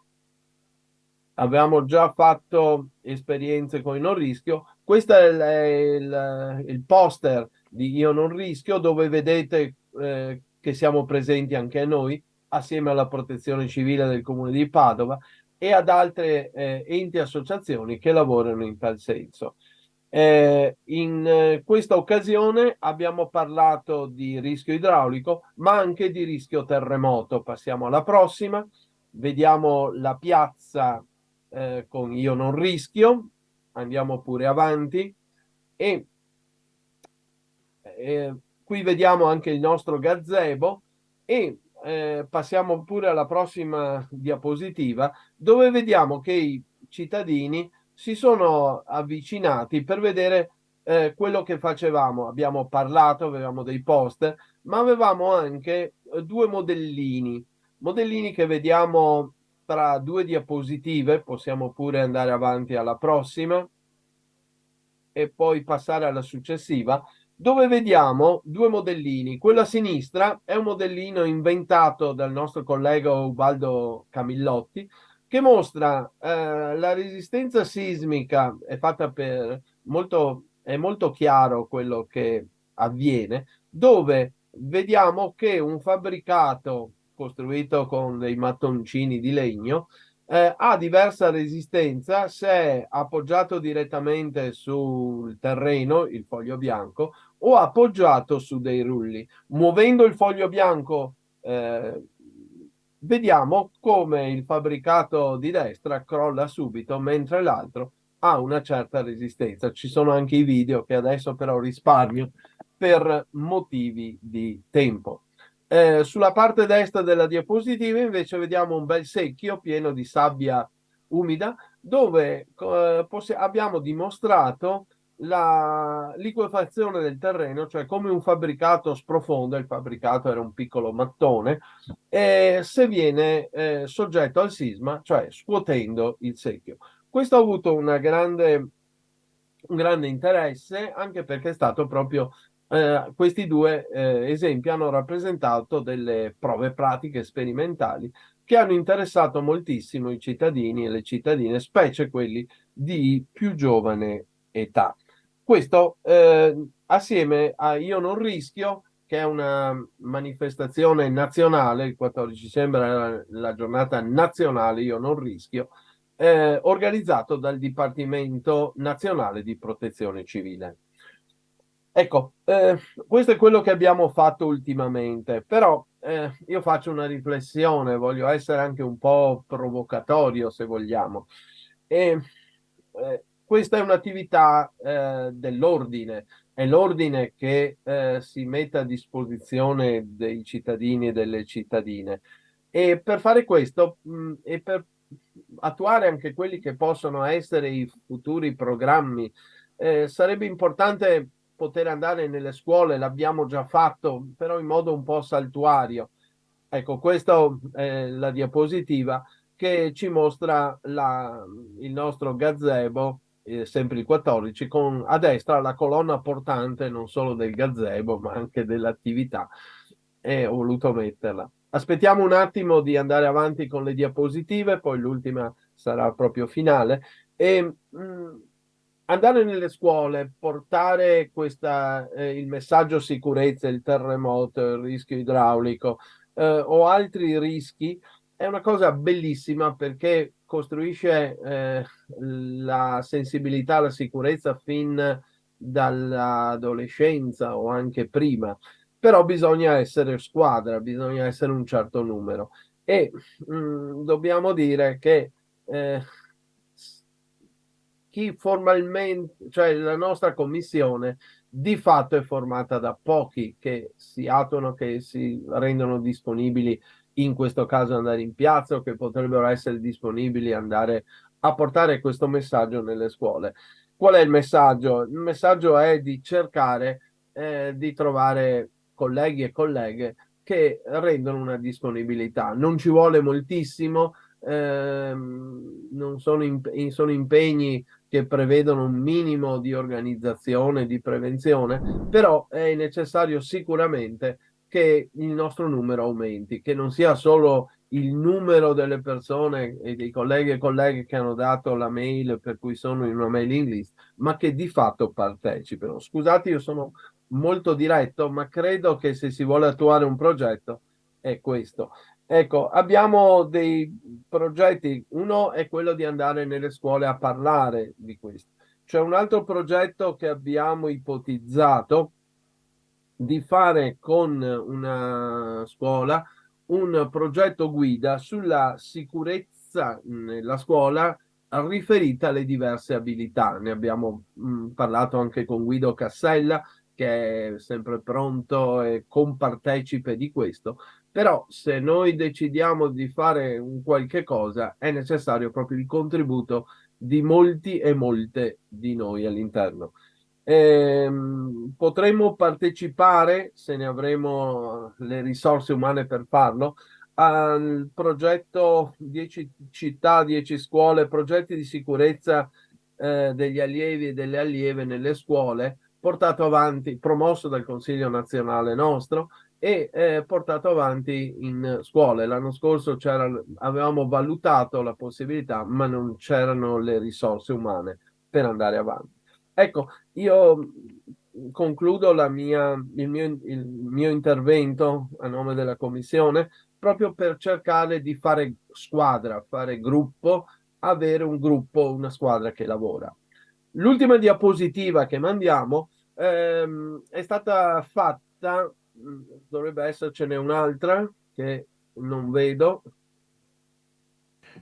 Mi dispiace, No, non è stata Mauro. messa. Vabbè, era una vignetta fatta dal vignettista Sastri, vignettista padovano, che ha regalato, io non rischio, una bellissima vignetta di Buon Natale riferita a Io non rischio, quindi dove ci siamo anche noi come ordine degli ingegneri.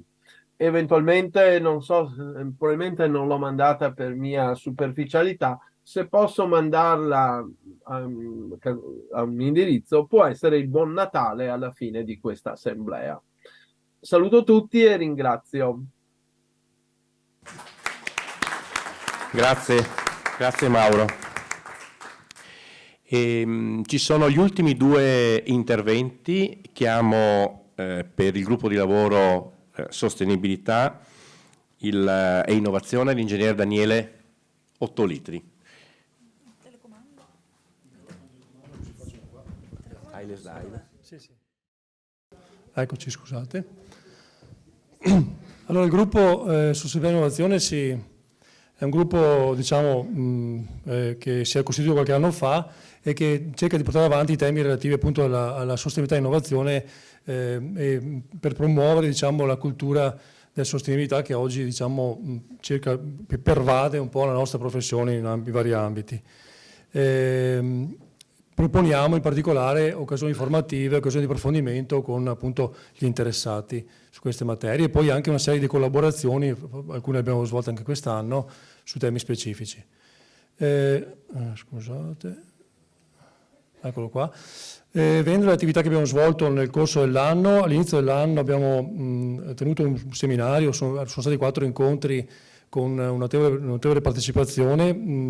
Venivano questi incontri, questi temi da sollecitazioni di alcuni colleghi ed erano abbastanza tecnici, nel senso che abbiamo diciamo, cercato di approfondire nel primo incontro il tema del DNSH, legato agli investimenti del PNRR, un tema con cui molti professionisti oggi si stanno confrontando, ancora in questa fase diciamo di fine progettazione, e poi si confronteranno nella parte esecutiva per tutti i progetti legati al PNRR.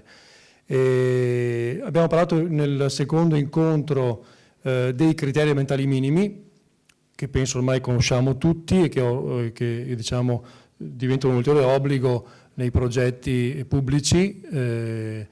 L'abbiamo fatto diciamo, con una presentazione del decreto del dicembre dell'anno scorso e con un parallelo anche rispetto ad alcuni protocolli di sostenibilità, Itaca per gli edifici, con degli esempi, e poi il protocollo Envision invece, che è un protocollo che diciamo, riguarda le infrastrutture. Abbiamo portato 2 significativi esempi di 2 progetti, uno svolto, uno concluso, un progetto Marina Plan Plus di Cervia, e invece un progetto che è in corso, la riqualificazione del sito Enel di Fusina, dove è nata una conversione appunto industriale.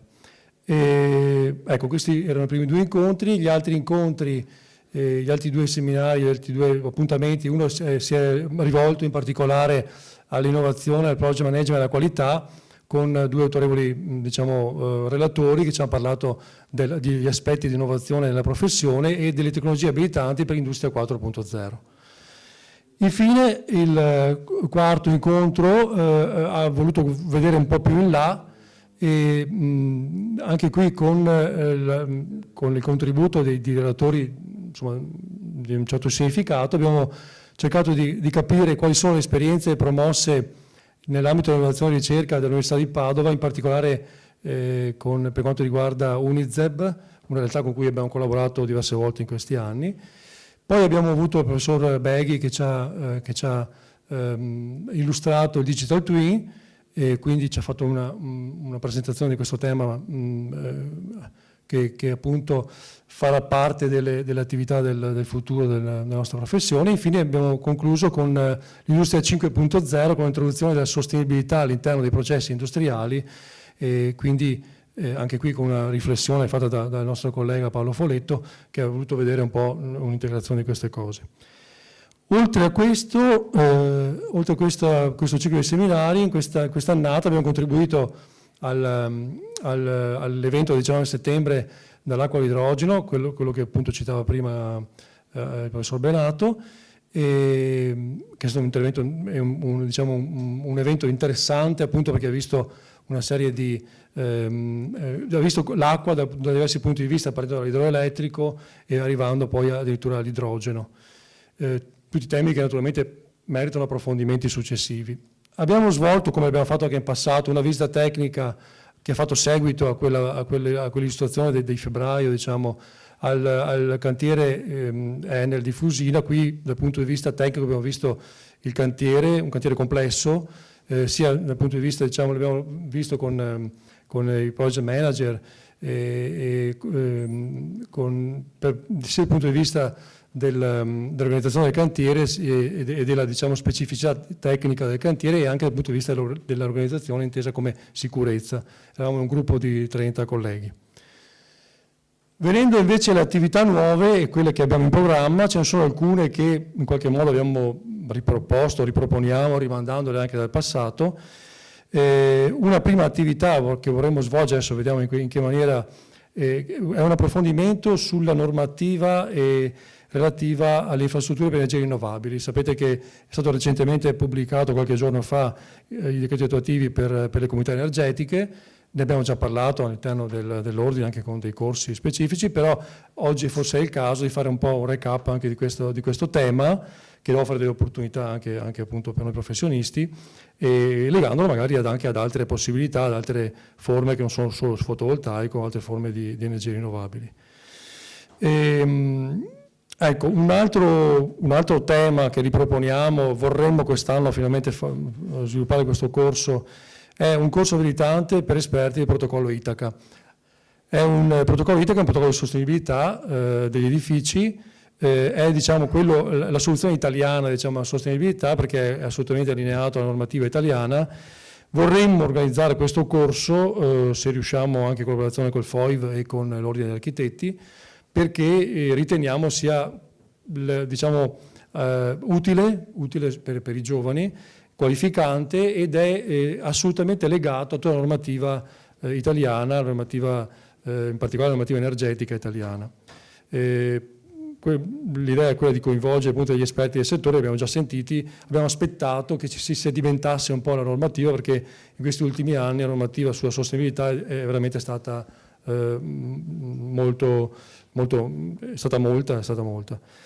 E infine vorremmo riprendere, anche questa è un'iniziativa che avevamo già visto, abbiamo già svolto proprio in pieno periodo Covid. Abbiamo conosciuto Next Future Transportation di Padova, una start-up che si occupa di una forma di trasporto innovativo, molto interessante. Era rimasto sospeso una visita tecnica per vedere i loro veicoli, e cercheremo di riprendere questo appuntamento e di sviluppare anche qui una visita tecnica. Andando ancora un po' più in là, invece, volevamo, e quindi ricapitolando un po' gli argomenti sulla sostenibilità, fare una riflessione un po' più ampia sugli ESG. Come sapete, oggi le aziende le grandi aziende hanno degli obblighi specifici in termini di analisi diciamo di bilancio di sostenibilità che sono obbligati a svolgere, e devono tener conto appunto degli aspetti ambientali, degli aspetti sociali. Oggi il tema di cui si discute di più per quello sociale, e gli aspetti di governance legati anche alla finanziabilità e all'economia degli interventi. Quindi vorremmo un po' affrontare questo argomento, che poi si traduce in una serie di altre iniziative che poi adesso tratteggiamo. Queste sono idee su cui cerchiamo collaborazioni anche con l'Ordine e con la Fondazione, naturalmente siamo sempre disponibili in questo senso, e anche con le altre commissioni. Naturalmente nel passato abbiamo collaborato molto, ad esempio con la Commissione Giovani in molte occasioni. Ecco, queste sono altre occasioni di approfondimento che vorremmo che proponiamo, insomma, che vorremmo approfondire. Il tema del Sustainability Manager, legato a quello che dicevo prima, gli SG, è una figura nuova, è un'opportunità anche per i giovani, è una figura che entrerà sempre di più, perché appunto sempre di più saranno le aziende che avranno questo obbligo, e sempre di più ci sono aziende che oggi cercano, per una questione anche di marketing, di essere allineati a livello di sostenibilità.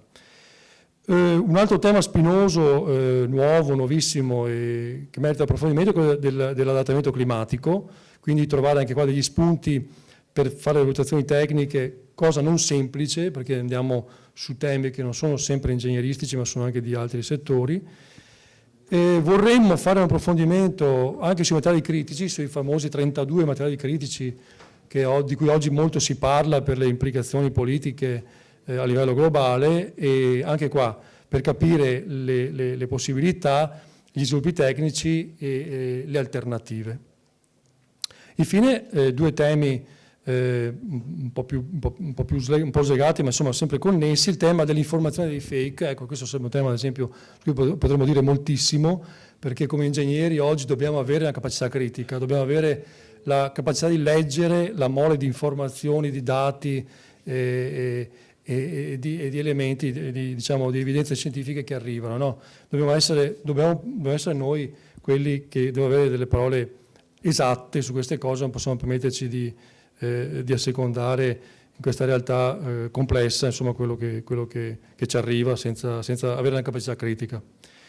Infine un altro tema che è un po' uno stimolo che è arrivato da un testo, da un libro del professor Stefano Ciccone, una riflessione sulla dimensione sociale dell'innovazione, quindi sulla relazione fra innovazione tecnologica e vita quotidiana, che anche questo ci chiama in causa come cittadini e come tecnici. Altra categoria di attenzione, con un'ottica anche qui rivolta alla sostenibilità e all'innovazione, è quella dei temi e dei progetti di innovazione della nostra città.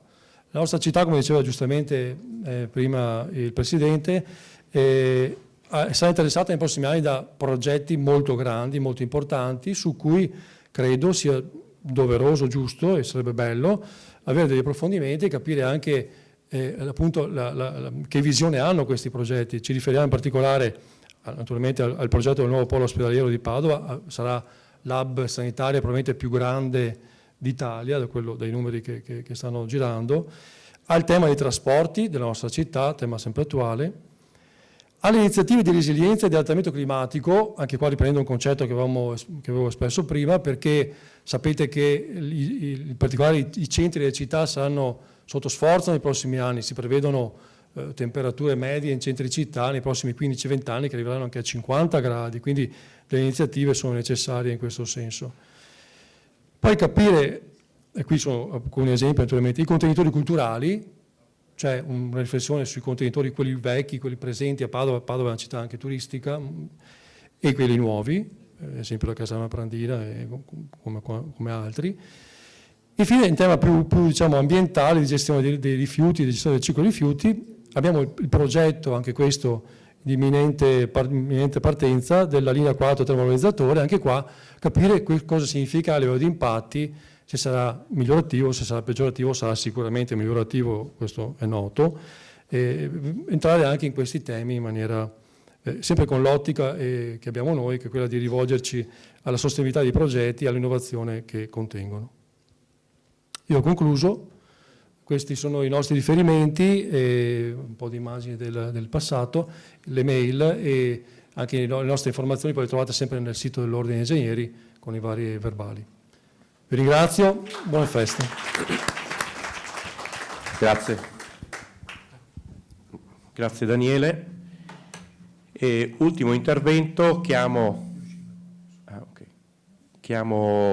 nuovamente per la Commissione Pari Opportunità Elena Bortolamei.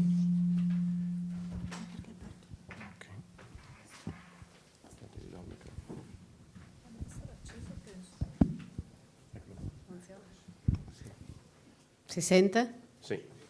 Ok. Posso sedermi? Grazie. Allora, la Commissione Pari Opportunità ha una serie di obiettivi.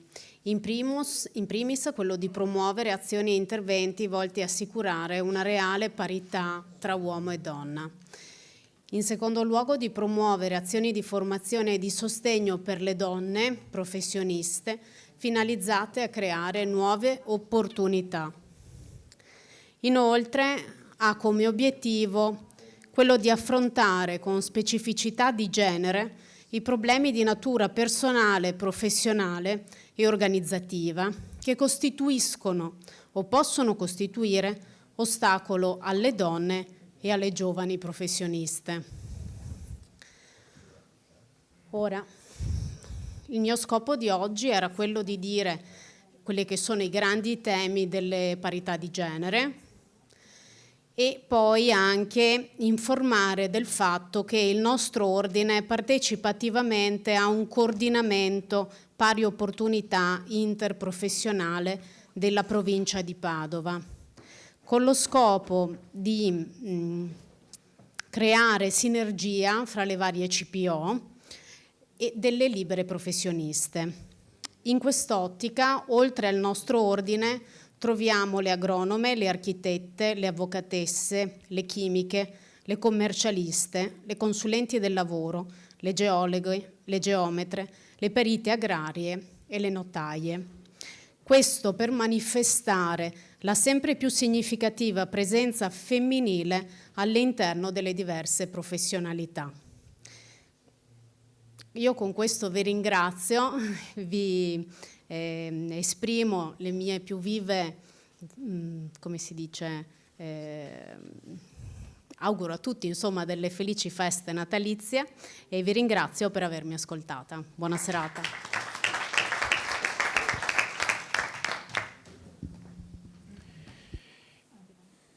Allora abbiamo una domanda. Volevo innanzitutto ringraziare per chi è presente qui in sala fino all'ultimo, abbiamo cercato di rimanere all'interno dei tempi e ringrazio anche tutti coloro che sono collegati e mi hanno appena comunicato che sono ancora collegate 425 persone.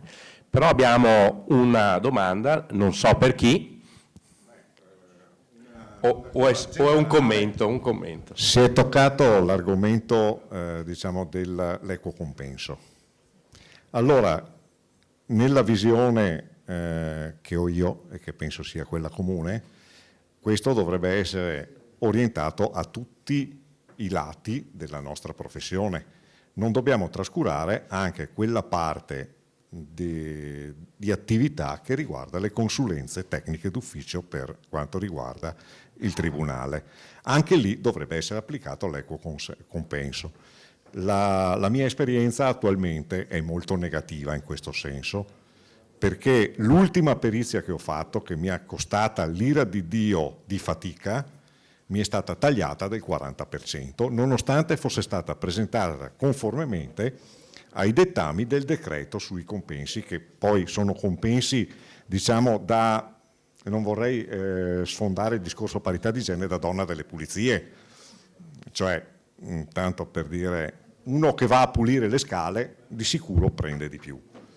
Ecco, quindi, e oltretutto, oltre a questo mi è stato anche tagliato. Quindi bisognerebbe come minimo che al giudice non fosse lasciata la libertà di andare a sindacare sul compenso del professionista, perché non è compito suo, non ha i mezzi per poterlo decidere, punto.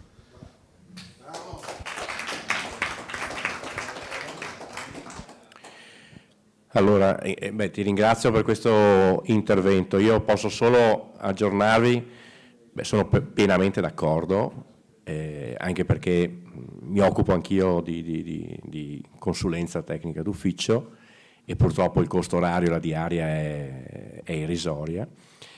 Però purtroppo dal punto di vista equo compenso, allo stato attuale non è possibile, diciamo, la legge non si applica per l'ente giudiziario, insomma.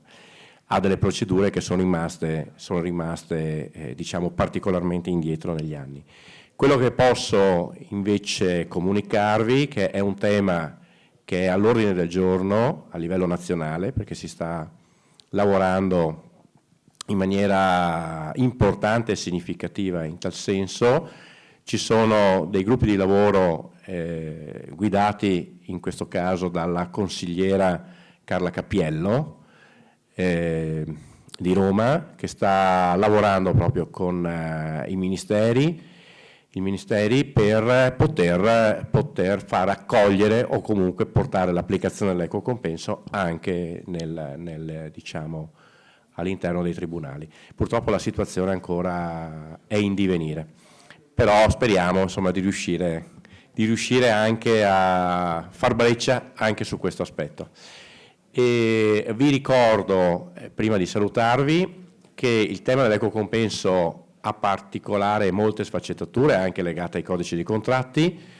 Il tema sarà affrontato il 22 febbraio prossimo in maniera molto concreta e molto dettagliata, anche curando gli aspetti legali, quindi invito tutti, cercheremo di promuoverlo prima del possibile, quindi entro le festività natalizie, però invito tutti a prendervi nota della data perché sarà una giornata molto importante per tutti noi.